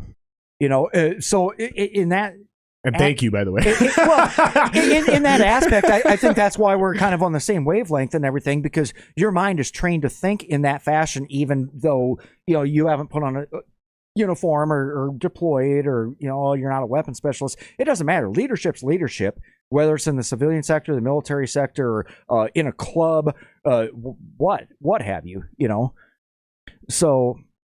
Yeah, that makes a lot of sense. But in terms of the podcast now, going back to the podcast, we've had Facebook shut down these groups so often. We're on about our 8th group now. So if you what's getting them shut down? Is it the shit talk goes too far? Yeah, all the new Facebook standards are being flagged and everything community else. Standards. And are these private groups or are they public groups? Oh, they're actually private, but they're still coming in and shutting them down. But there's a couple of them: NFC North, the Huddle, and it's 3.0 at this point in time. And NFC North, the Game, are two of the most predominant ones. I run a non-trash talking group with a Packer fan by the name of Ron Hampton and it's a news and views and podcast group called NFL Rivalries Division. That's the one I'm in now. AKA The Jungle. So you'll see. Yep, that's the one I'm in now. Yeah. I invited a few people to that group because I'm like, listen, if you like talking shit, let me know and I'll invite you to the group. But if talking shit makes you nervous or uncomfortable, you're not allowed. And I had like 3 people hit me up and they all got invited because I'm like, yep, thick skin. Yep. You guys are welcome. And so that's group, exactly the group I'm talking about. We still put the podcasts and everything. We've had a change in the Bears fans show, but the Packers show and the Vikings show always goes in there. And what we do is the first hour, I like to start off the show with a quick recap of what happened during the game. And then I go around the horn. We do heroes and zeros. Who's your hero of the game? Who's your zero of the game? And then we move into I've got a template and we do it on Zoom now. We back in the day, we used to use the Be Live app. Well, that thing sucked. But we figured out how to use Zoom, put it in there. Some of them actually use OBS broadcasting software to get we're using, nice banners and all that stuff. We don't right now for the Vikings show, but I am able to put graphics up on the screen and show video clips. And so then I've got a segment. It's like 5 keys to the V, and the V is the V from the Vikings logo. What are the 5 keys that needs to happen this week in order for us to get the W? And then we go and we launch in different segments, and it's usually derived on certain things that happen throughout the game or what we're looking forward to seeing. And then the second half of the show is when it's open mic, and that's when the Packer, Bear, Lions fans, fans of the opposing teams come on, and then sometimes it degrades into a full-out shit show with talking shit and everything. But we try to keep it, actual football discussion. So, but I've been doing that for since probably 2015 now. I'd love to be in one of those. I can start sending you every time that we do one. In fact, the one for this week is going to be tonight, and obviously since I'm at the game, a buddy of mine, Alvin D. Butler, and he fills in for you. A couple of those guys, some of the group admins and leaders, they fill in for me. So I won't be on this week's, but we usually start hitting her pretty hard around the draft every year. But if you want to start coming on being a guest, hell yeah. There's so many of these slappy Packer fans. I mean, about the only thing slappy Packer fans. I call them slappies because when they start trying to talk football, it's like slapping ass. Hey, who was your quarterback before Brett Favre? I don't know, but we're 12 Magic and 3. Mike Mikowski. Yeah, Don Mikowski. I call him slappy. Is it Don Mikowski or Mike? I thought it was Mike Mikowski. Don Mikowski. That was Magic the Magic Mike. Man. I thought it was Magic Mike Mikowski. No, guys, look that up. Is it Don or Mike? He's probably right, but I swear it was Mike. The Magic Man, Don or Don Mikowski, I'm pretty sure. I call them slappies, and I got that off of one of our Lions fans because, like, Packer fans generally remind me of one of those monkeys sitting there with brass cymbals, just, so I call them slappies. I do that sometimes on the podcast when I'm laughing. I look back up and I'm like, Yep. Oh, that's generally speaking, funny, there's a lot of Packers fans that I'm good friends with that do know some football, but the vast majority of them just don't because they're a bunch of bandies. Sure. And nothing worse. So, do you guys put this on YouTube? Do you put it on fucking I iTunes, haven't yet, but Spotify, any of that shit? Next year, I want to start because Facebook is becoming increasingly more unfriendly with all these shutting us down. And, people that want to be in the group don't mind if you say fuck or shit or we're talking trash back and forth between a Bears fan and a Vikings fan. that's why they join these groups, but Facebook keeps shutting it down for because I'll get a community guideline strike every time I say Aaron Rodgers is soft. Yeah, it's that dumb. I mean, it's terrible. That's also true. And Aaron Rodgers is soft. I've been talking to Bill the Packer fan, for a long time. I say we need to, you don't necessarily, you can't go and make posts or make memes or whatever and have all the comments, but the big portion of these groups is our live shows that we do. I already figured out the solution, by the way. YouTube. You got to get off Facebook and you got to create a Discord server. Create a Discord server. Oh, okay. You create a Discord server. It's 100% private. Like, you moderate it, but there's nobody to complain and get your Discord server shut down to. Right. It's just not a thing, right? You create your own moderators. You police your own shit. You ban people as you see fit. If they come in saying some wild racist shit or whatever your deal is, right? And then put it on YouTube. Yeah. Because as long as you're not stealing somebody's intellectual property, so for example, you're not literally playing NFL content on the screen, right? Which you still even get to, like, I think it's like 8 or 10 seconds you're allowed to play. Like, so that's how I get away with it, right? So on my fan in the stands thing, I have a button where I hit it and it goes full screen and you see the full game. And I do it for replays. If I'm on my game, I'll like react and I'm like, oh, what a great play. And I'm like, okay, fucking check this out. Here's your replay. Boom. And I hit the thing. It switches over, shows you the replay, just like you're watching the real game for about 10 seconds, and then shifts back to the other screen. Right. That's the only way I can avoid copyright claims. And even I've still gotten flagged because some of them, it's a longer replay. So I hit it again. Yep. And now we're at 20 seconds, and that's what's going to flag me. Well, in every single one of these groups, we always have the rules, and it's actually a video of Bill, the Packer fan, going through these rules, audibly speaking them. Number 1, no racism, no bigotry. Number 2, keep it football. Number 3, no personal attacks. Number 4, no using people's personal pictures. All this other stuff, and it just does. So literally what we were doing to that minor game guy. Yeah, it just taking his personal pictures, inflating his nipples into giant pieces of pepperoni. Yeah, and so just to show you how nobody gives a shit. And sooner or later so funny, you accumulate enough violations, then they shut your group down. And right, it's just they're over policing things. I understand if you're on personal pages and somebody's getting out of line, that's not cool. But if you join a group where it's literally called NFC North Trash Talk Division, there's probably going to be trash talk. You should probably not be in that if that shit offends you. And why is Facebook coming in and trying to frickin' tell us how to behave when we voluntarily signed up in that? Right. I agree with that philosophy 100%. Since joining the VWO, I've really cut down my trash talk. I keep most everything on football analysis, news, views. I try to be funny when I can, comedy. And when I do get going back and forth, it's all lighthearted and it's not serious like people want to kick each other's ass at the end of it. It all ends on a good note. And it's entertainment.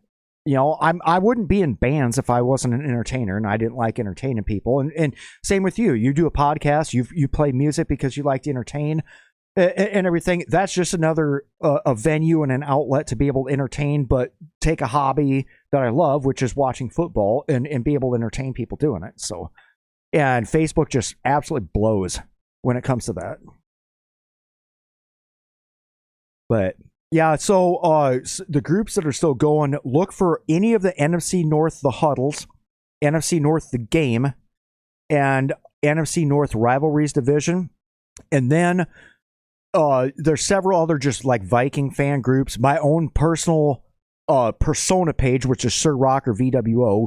The podcast will be on that. I don't promote a lot on that page. I've only got like 1,600 followers on Sir Rocker, but if I can gain a couple more after this, if you guys are Vikings fans or whatever, like my page, Sir Rocker VWO on Facebook. I try to keep updated halfway regularly. And when nobody seems to be able to get games, that's when we start streaming things. Sometimes streaming has got to shut down too, but I'll try and put streams of the games if they're not available on that page. And, just come in, have fun with it. If it's not your cup of tea, it's not your cup of tea, because there are some assholes on there, but there's also a lot of good people on there who just like to talk football too. So that's awesome, dude. So let me ask you, man, we talked a lot about the Army tonight. How'd you end up in the Army? Well, other than the simple answer, which is you joined. Right, I joined. They took you. Yeah, I raised my hand when but But why? I mean, I guess is a real question. Well, I'm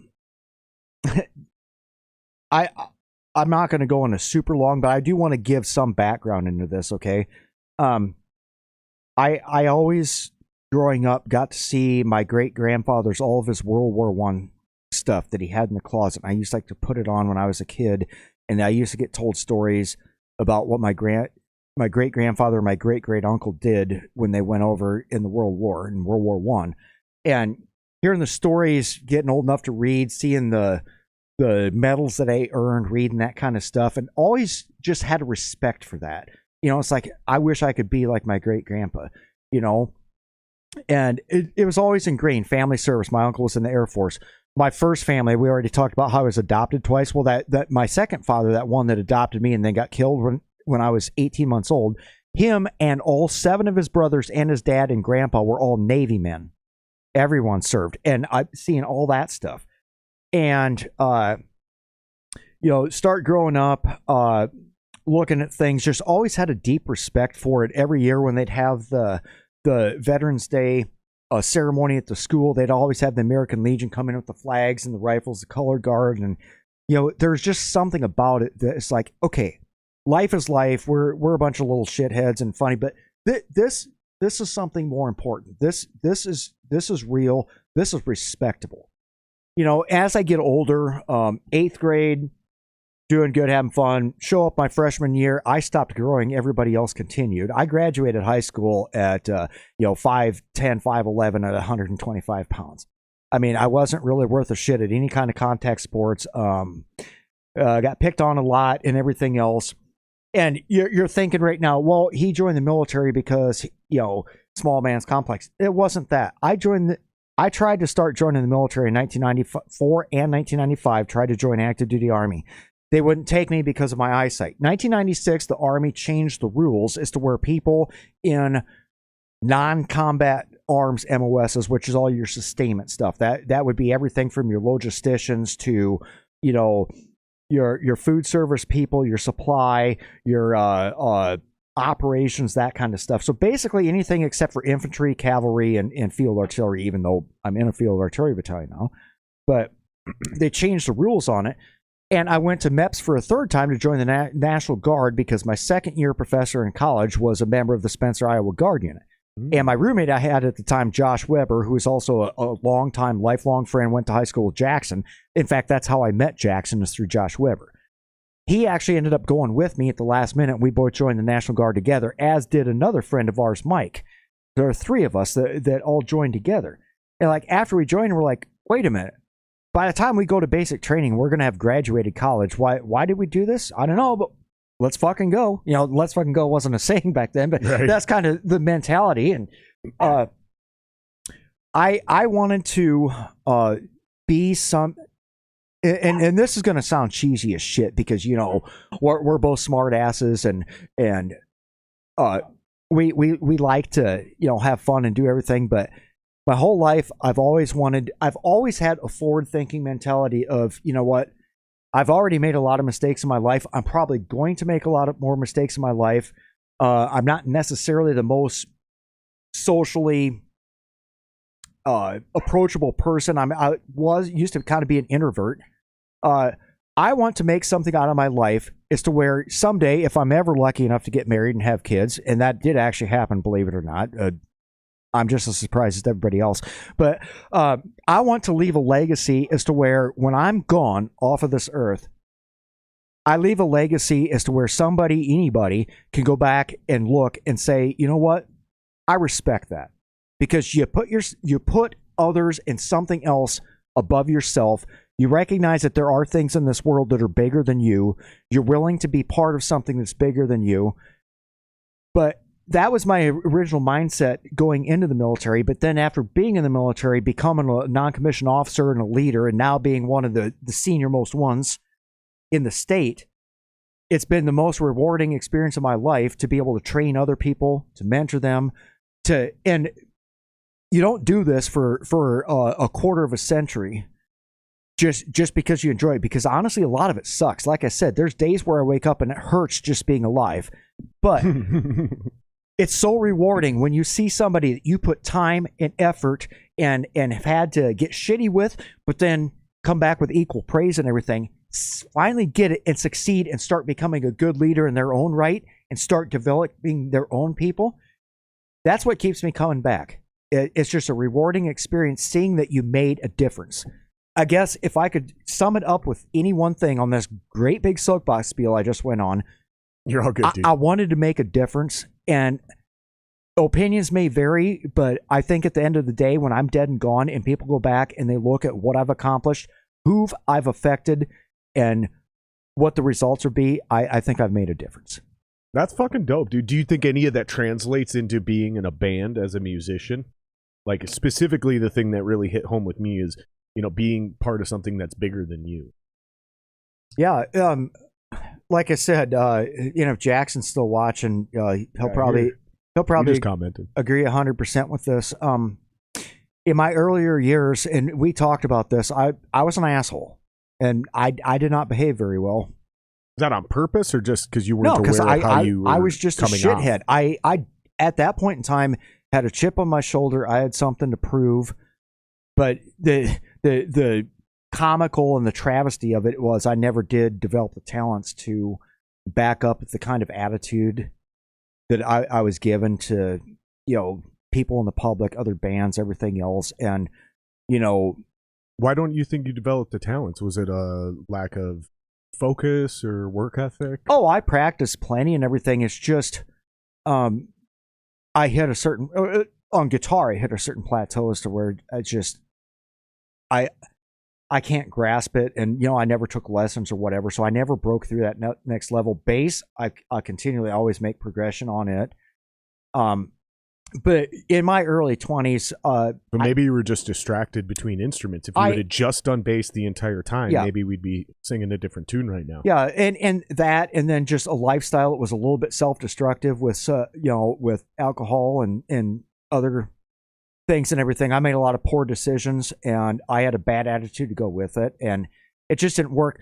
I loved the way Shatterbone on that first CD, and even coming up with the bass lines and the concept for a lot of things on the second CD. I've never had three people as to where we could just sit down, no matter how much we would butt heads, just personality wise, but I've never had it like that ever, as to where it's just something magical. I mean, Jackson would play a riff instantly. Peanut would have the perfect drum riff, and I would have that bass line pop into my head. I didn't even have to work at it. It's just like, oh, give me a couple times to run through. Oh, this works. This sounds dope. This works great. That's why I'm saying, even to this day, chance of us ever, performing again, it's not good at all. But if, like I said, if somebody ever paid us for 2 weeks to sit in a room, the three of us, hey, you guys are going to do one more CD together, the three of you, I have no doubt in my mind that at the end of that, it would actually be some really cool, dope stuff that would be relevant, that people would like to hear. But in terms of being in a band, I've done it the wrong way. I've 100% done it the wrong way, and that's... What does that mean?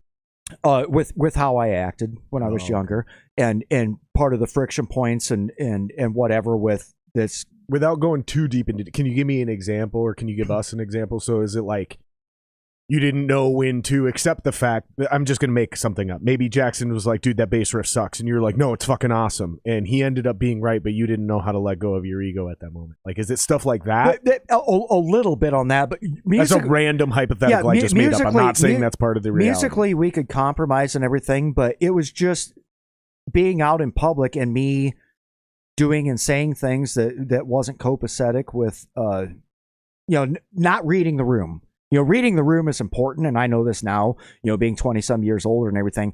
I didn't read the room, just not acting or saying the right things and everything that was copacetic with the crowds that we were around, and it was starting to cause friction points and getting a couple complaints and everything. And, when it came time to me deploy and everything for 18 months, I think that's why they decided we're going to go ahead and we cannot sustain this or wait or just sit for 18 months, and replaced me. That deployment changed my life. That's when I actually really learned what leadership was all about. And nowadays in bands, just learning the different facets of being able to effective communication. So we communicated, but it wasn't all effective back in the day and everything. And those guys would get frustrated with me. I'd get frustrated with them because of different types of personalities and different methods of communication. But I've learned over the past 20 years since then to have empathy, to have tact, to listen more than I talk, even this podcast notwithstanding. But don't worry about it, dude. But this is literally the exact situation where you should talk more than you listen. Just how to take things in and process them and actually really evaluate them before immediately just spouting off with an opinion that's not based in fact without any kind of research or thought put into it. And if I could go back when I was 21, 22 years old and know what I know now at 44 years old, I probably would have served myself a whole lot better. Sure. We still did a lot of gigs. We still had a lot of fun, still made a lot of friends. Obviously, I'm here with you today and everything, but a lot of my behavior back then was inexcusable, and that's one of the reasons why I'm still on good terms with all of my old bandmates except for one way back in the day. And you know, I can't go back and change things. I've tried to do some apologies over the years, but the best thing I can do moving forward is be a better person and not have that kind of attitude. Every now and then, you know, I'll have something that just hits me in the feels or the PTSD or whatever, and I'll have a flare up. But by and large, I've learned a lot of life lessons. It's been at the expense of some things that I loved. I loved being in Shatterbone, would have loved to went back, but they also went back and produced 2 excellent CDs after I left and have had a lot of great people in that band. They continue to have great people in that band. And hopefully they do another show at some point in time that I'll actually be able to make it to. The reunion show, I had weapons qualification weekend, 100% mandatory. Couldn't make it up there, but always consider those guys great friends. And like I said, if I could pick any 2 people to sit in a room and be given a 2-week deadline to come up with a CD that people are actually going to like to listen to, it's going to be Jackson and Peanut. And I love my current bands, and that's a pretty big compliment. The Skinny Logan band to them. Once Aaron gets back, if he's able to continue after this cancer and everything, like I said, we were on a roll, high profile gigs, well paying gigs. I mean, I never thought I'd be playing for $2,000 a night, you know, and we had a lot of those this past summer. That's close knit, and I love playing the blues in that band, and also my rock band doing the bike nights and everything. Love that. But if I was to try and write original music again, those 2 are the guys I'd want to do it with. But right on. You know, just because that it was just something that just clicked, despite the fact that we want to punch each other in the face sometimes. One thing that we did do is be able to be in the same wavelength musically, and I haven't been able to write like that since. Yeah. I did have a buddy of mine, my roommate in Iraq, Sean Huguenin. I did record on a couple, 2, 3 CDs with him after we got back, bass, did some keyboard stuff, whatever. But he was one of those really, you know, singers that's in my genre. He could sing Maiden and Queensryche and all that kind of stuff, but he wanted to just be a solo act. And then everybody in his band, no matter how much you contributed to it, you know, you're just the hired guy and everything. It's like, no, I helped you write a lot of this stuff. And, you know, he turned around and gave me writing credit on some of the stuff, but he wanted to be him and just play with hired musicians. So I helped him we did a couple CDs, and then he ended up retiring and moving out to Rockford, Illinois, and he's the chaplain at the Rockford Hospital now. But he's still performing acoustic gigs and doing his own thing. And like I said, we had the 729 reunion. That was mainly covers. Rockford, Illinois. Yep. And pretty sure that's where the Goodyear Pimps are from. At some point in time, I've got some studio time in Ames through my drummer, and I've written a couple recently. I finally started getting back into it. So I write either on the piano or the acoustic guitar, and then I come up with arrangements for the rest of the stuff, but I'll never tell a drummer how to drum. I'll never tell a singer how to sing. I couldn't sing worth a shit back then either. Since then, practicing all the time, I do backing vocals, and there's a couple genres that I can mimic halfway decent, especially in a microphone with effects. And we pull it off. I sing next to nothing in the Skinny band because of Skinny.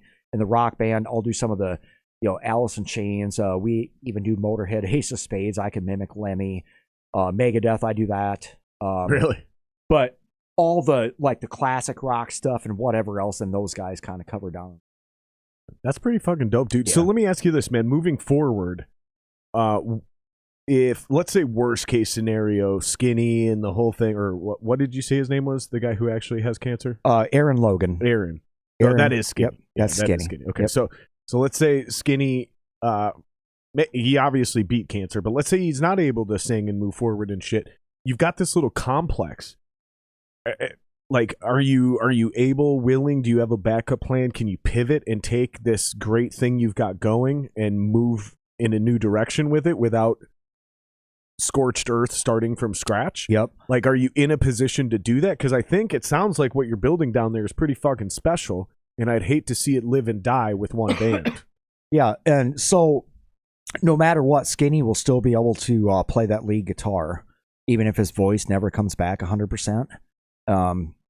And we've talked and we've identified a couple guys, and also a woman to, if we need to change directions. One of them's already in a band. There's another guy that's not, but to do that blues genre of being able to go across the spectrum from a Stevie Ray Vaughan vocal to a Magic Slim and the Teardrops vocal to Joe Louis Walker, which is really old school bluesy and guttural, to even like a Bonnie Raitt type of thing, bringing in female vocals and stuff like that. We have some people identified, if the voice doesn't come back, for him to still be the leader of the band and be the lead guitarist and everything else.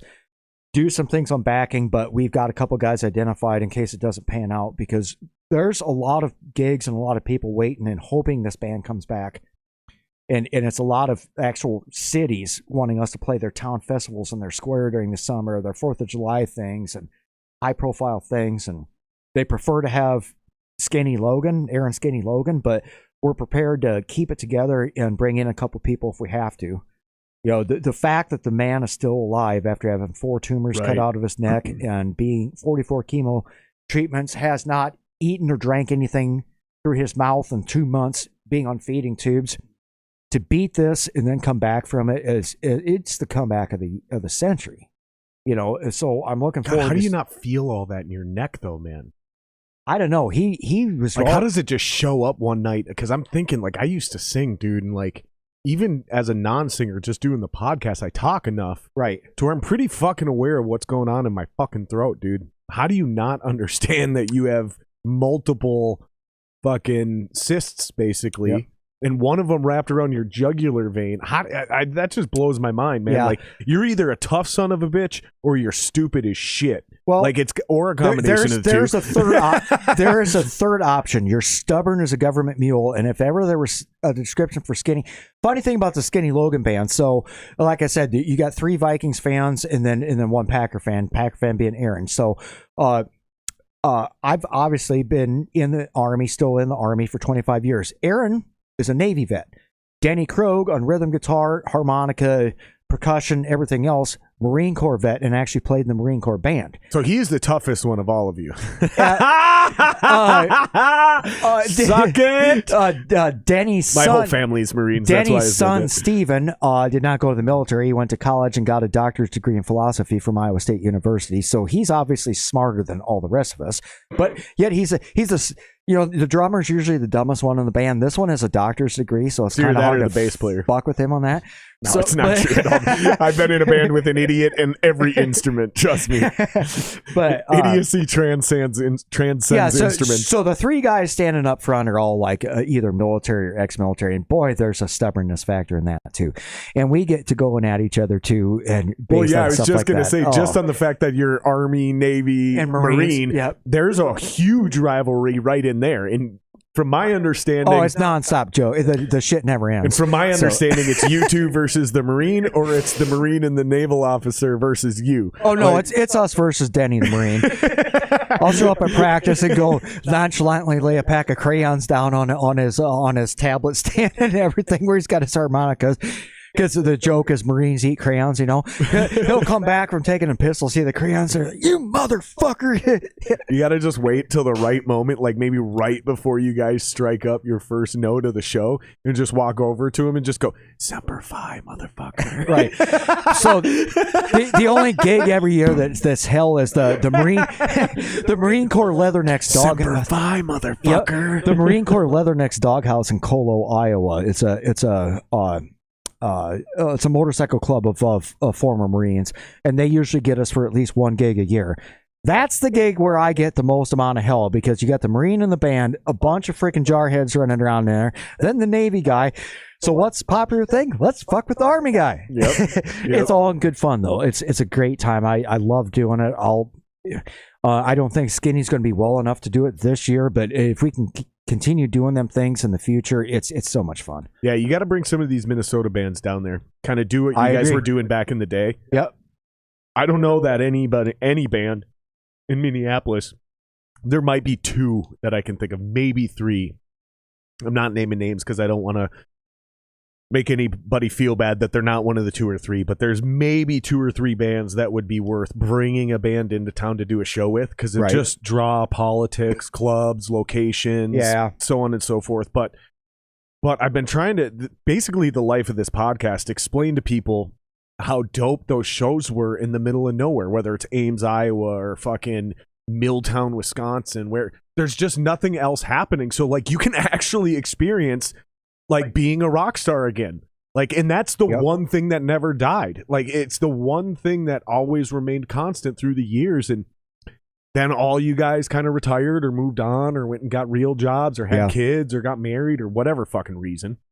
And each venue, each spot, each band, everybody broke down, and we had to start from scratch. And a lot of these kids, here's the point, have no fucking idea what they're doing. They're learning it as they're going, but they're fucking young, dude. Most of these kids, especially the ones that are really good, like none of them are even 30 years old, which doesn't sound young, but you kind of understand where I'm going with this. Like they're barely men. Like they're men, but they're not like, I don't know how to say it without sounding insulting. They're still wet behind the ears. They're still green. You know, when you walk up to them and you watch them play and you do the sniff test, you can go, yeah, there's no road on you yet. Like I can't smell any road tour on you. Like you're not really there yet. Like you're super good. You can probably smoke everybody, but you're not there yet. Like you got to go on tour. You got to get out of town. You got to face the music, so to speak. You know, you got to take your music on the road. That's where that old show business phrase comes from. It's time to take this show on the road. Yep. There's a reason that became a cliche and an adage in our industry, and it's because you may crush it in St. Cloud and Fargo and Duluth and Minneapolis and even Chicago, and then you go to Ames, Iowa, and you got 500 children, not adults. They don't have mortgages. Right. They're kids, and they're still standing there with their arms crossed, silent in between songs because you suck. And you're just now realizing you suck. Yeah, and that's a hard. And it may not even be your music. It may just be you on stage. And then you realize, oh, we got to crush it. We have to figure out how to crush everywhere. Yep. And I know from myself back in that day, it's like all we need is one awesome CD or one really good show, almost like School of Rock. All you need to do is do that one good show, or Wayne's World. All you need to do is just have that one promoter hear you. No, paying dues sucks. Yeah, and it's never just that one. Oh, Lord. The whole point is, and I was just talking to my boy Cloth about this the other day. Shout out to Cloth. I haven't seen you in chats. Oh, there he is, right fucking there. I didn't see you.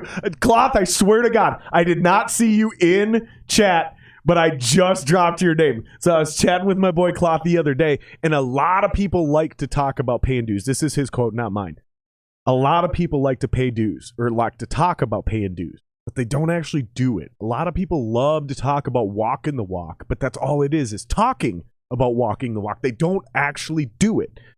And paying your dues is not about, well, we play shows. We've been a band for 4 years. It's about failure. It's about struggle. Yeah. It's about digging deep and realizing, hey, I thought I was only this strong, but since we've had all these failures and I'm still standing, I realize I'm stronger than that. Right. That's kind of where that phrase, if it doesn't kill you, it makes you stronger, comes from. Exactly. It's not always true, because sometimes if it doesn't kill you, it makes you super weak. Right? But In this case, that phrase is 100% correct, because that's what paying dues comes down to, is like actually going out there, playing the gigs where there's nobody that shows up, and still putting on a killer show. The other bands and their girlfriends. Yep. But somebody in that room sees you and they go, if they're willing to do this for 7 people, I want to see this band in front of 700 people. And is what you don't realize is that guy in the back of the room that you don't even fucking know is there is the one responsible for calling you and going, hey, you know what? Seeing you guys, and this happened to me. This is why I'm not making this up. This ain't a hypothetical. This happened to me dozens of times, because this is what I fucking brought. It didn't matter if there were 7 people or 700 people. I gave you the same fucking show every time. Every single time it mattered, as if I was Dimebag and that was going to be the last show I ever played. Yep. Meaning there would be a guy who would not even come up to us after the show. Sometimes it would be an email or a phone call or a Facebook message way back in the day, or a MySpace message if we go way back in the day. They'd go, hey man, I seen you guys play this to an empty crowd. You guys fucking crushed, and I was really impressed. I want to book you guys for a real show. Yep. Come back down. I'm going to offer you a guarantee. Here's X amount of dollars for whatever band I was in. Depends. Sometimes it was $200 because it was one of my newer bands. You know, it was like, we're going to get paid $200. Sometimes it was $1,000. Sometimes it was $2,000. Didn't matter. But they were like, listen, you guys fucking crushed it. I'd seen it. You proved it. I want to book you. Here's your guarantee. I also will guarantee you a crowd of 700 people or 1,700, whatever it fucking ended up being, or a 5,000 person festival, whatever. And that's where you would start to get those opportunities. And then, as long as you had your shit together, again, as long as you paid your dues, you have your merch, you have your website, you have your social media, you have your music online to stream, you can do all those things, then you can take advantage of that opportunity. Unlike what my boy Rich used to tell me about, how they won a battle of the bands and got to go play X Fest. We've done the battle of the band stuff in the past, and I'll tell you, part of the problem is hold on. I want to make sure I don't give you the wrong jumping point, because I want you to take off and run with this, but I want to make sure I don't misconstrue this so I don't steer you down the wrong path. Is what I was saying is, unlike my boy Rich from Skywine, who the first time they won a battle of the bands, and they got an opening slot, not just on like a side stage, but main stage 93 X Fest. Okay. I think back then it was called something else.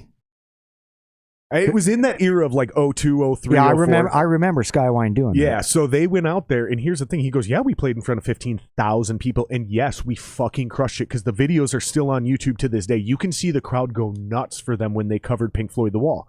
Here's the problem.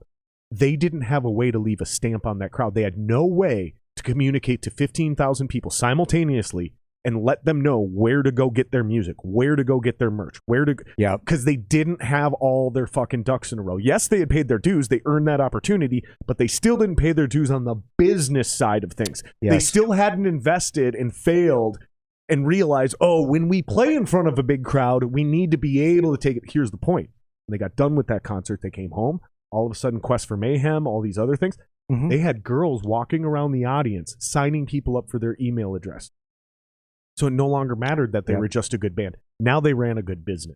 And that's one good thing that we did with Shatterbone. Before we basically hardly did any shows, we already had our first CD cut and copies of it. We had T-shirts. I was involved in a lot of the merchandising aspect. We had band photos, 3x5 glossy. So we had these options like, hey, you can get everything. And glossy, the photo, the CD, and the shirt package deal. I don't remember if it's like $25 or $30, whatever it was we were charging, or individual prices on everything. When we used to come up here, when we first started coming up here, and you know, it's like you're not getting paid, you're getting exposure. So the only way that that we could cover expenses is by selling merchandise. If you want to sell merchandise, you have to be personable with the crowd, and you have to get up there and kill it. Yep.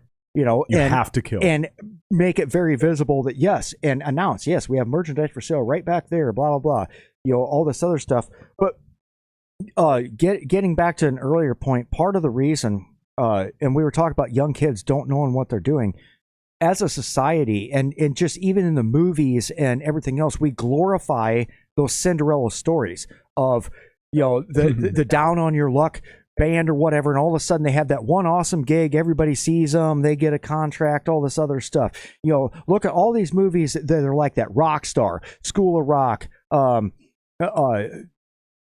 god dang, there's so many other ones. I just can't think of them right now.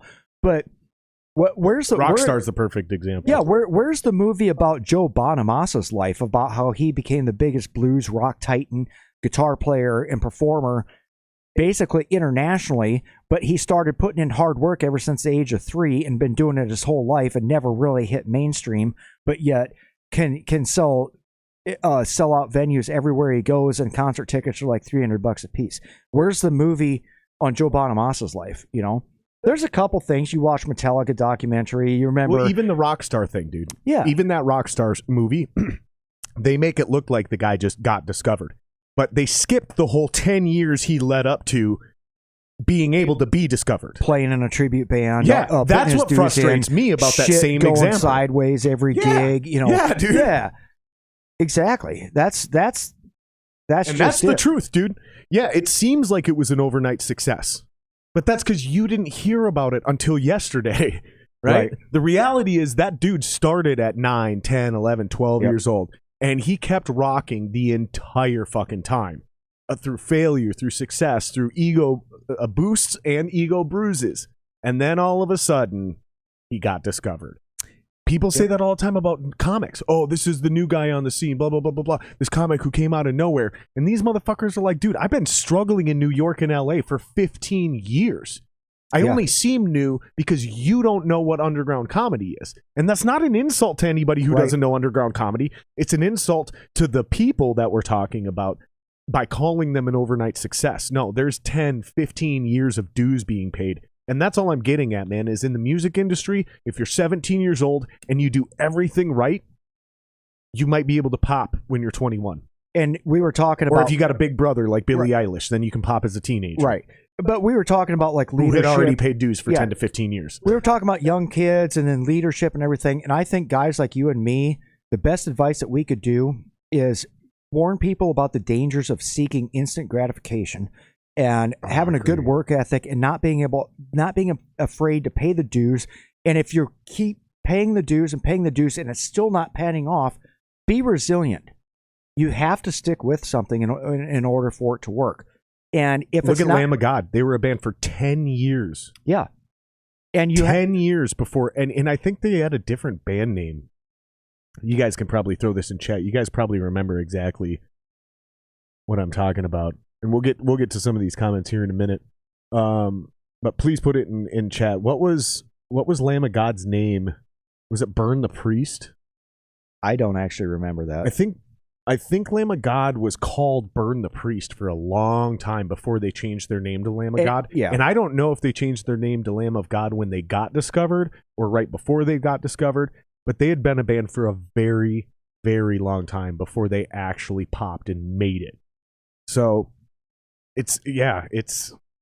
I think it's obvious, but I think that's the difference between guys like you and me at our age versus like kids, like actual children. Yep. Like they think about, oh, I went viral and that's what I need. Like if I don't go viral, I'm never going to make it. No, dude. Yeah. That's not how most people make it. Most people would make it in this world by putting one foot in front of the other at a time. The problem is there's a lot of people like that. One foot in front of the other at a time, but they keep their head down the entire time. They have no fucking idea where they're going. Then there's another group of people who they have their head towards the horizon. I'm going to be there someday. I'm going to be over there someday. But they're never moving their feet. Is what you got to do is you got to be both. You got to always have your head on the horizon so you know where you're fucking going, or at the top of the mountain, whatever metaphor you want to use. You're always looking forward. You're always looking up. You always have a plan. You always know what's going to happen 3 months from now as far as how you're going to react to the terrain. But you're still the first guy. No matter what happens, one foot in front of the other. And then you look back 3-5 years later and you're successful and everyone else isn't. But I think you're 100% correct, man. Instant gratification. Now we call it going viral. Yes. But that's dangerous. That's a good term for instant gratification. It's going viral. And it's dangerous, man. If that's what you're trying to do, you're setting yourself up for not only failure, but a disappointment. And you're talking about setting yourself up for actual defeat. Like you're putting your career in the hands of the lottery. That's what going viral is. Going viral is playing the lottery. And if that's your get-rich-quick scheme, you're fucked. You're fucking fucked. Yes, some people win the lottery. But if that's your plan, think about it. If we were talking about money right now, what's your plan to get rich? Oh, I'm going to win the lottery. Everyone would laugh at us right now. However, half of the kids that listen to this podcast, that's exactly how they're planning their music career. It is. Well, I just got to go viral. I just got to create that one TikTok video. dude, you're setting yourself up for a disastrous failure. We're talking a dumpster fire of a career. If that's your goal, is to go viral so you can make it famous, dude, no. You got to go to the other thing, what we've been talking about, paying your dues, one foot in front of the other. And is what you'll realize is 5-10 years later, you pull your nose up from the grindstone, you look back, you're successful and everyone else isn't. And another important aspect is, and this is also something that, I've learned through the military, but also in regular life, doing the right things for the right reasons. A lot of younger people, why do you want to be in a band? Why do you want to be good? Well, because I want to get chicks and I want to get money. Okay, but if that's what's driving you, of why you're trying to get good at playing an instrument, or you want to get that band so you can have that one big show where there's a bunch of hot chicks and hopefully you can pick one up. As soon as that doesn't happen enough times in a row, that's when you become disillusioned, you lose interest, and you quit. If you do this because it's something you truly love, and you're fine with those gigs, and we've all had them, like we talked. The only people out there is the other bands and their girlfriends listening and everything. But if you truly love what you're doing because you just like to play music, you don't have an ulterior motive or an agenda that's outside of just trying to be the best that you can be, with trying to entertain people with playing music that you wrote, that you love, that you hope other people are going to love, that'll keep you going back. You have to love what you're doing, and you can't, try to use it as a vehicle to get something else, 100%, dude. I think that's a great place to wrap it up too, man. Where can people follow you on social? It's Rob Haspels. So Rob Haspels on Facebook, Twitter, or it's R Haspels on Twitter, and then Instagram, I believe it's R Haspels or Rob Haspels. And then my football page is my own VWO page, Sir Rocker VWO, and then the NFC North, the Huddle, NFC North, the Game, and NFC or NFL Rivalries Division. Dope. So. Awesome, man. Well, I appreciate you being here, brother. I know we got to get you out of here so you can go record your show with Diggsy. And how long does that go? An hour? 2 hours? Well, we're not doing the show with Diggs. I just need to get over there and get some stuff for the tailgate tomorrow morning. Oh, nice. And we're going to pick up a couple of the Bears super fans that came into town tonight and take them out to eat. So, dude, if you guys want to do something afterwards, man, there's a great show that you guys should come see. And I'm going to tell you where it is because it was mentioned in chat earlier, and I'm probably going to end up here later tonight. So there's something called Day Block Brewing, and it's on Washington Avenue. Okay. So down by the stadium, kind of. Yeah. And there's a band there tonight called The Issue, and I can't possibly endorse The Issue enough. They're an absolutely top-notch rock band here from Minneapolis. Okay. Yeah, come out to Day Block Brewing later, dude. Bring the crew. Yep. I'll see once what people want to do, and if we can get down there, let's party. Let's go out there. Let's fucking have a good time, man. We'll meet up at Day Block later, and then here's what I'll do. I'll make you a deal. You come to Day Block later, and I'll come to the tailgate tomorrow. All right. I'll start working on trying to recruit some people to get down. All right, let's do it, man. All right. Let's get a couple of these comments, and then let's wrap this up. Oh, you know what? None of this shit's worth getting into. Yeah, we'll just wrap this up, dude. Yeah. All this is too much. All right. Oh, by the way, Jan says hi. Oh, hi. Jackson, is that Jackson's wife? Yes. I assume so. All right, guys, we appreciate you, man. Thank you very much. If you guys like this video, please hit subscribe, like, share, all that good shit. You know what to do. Follow him. Everything's R Haspels or Rob Haspels, whatever social media it is. Just look it up. You guys will find it. All right. Yeah, I think we're wrapped up, man. Let's fucking get out of here, dude. All right. Cheers. Have a good one, guys.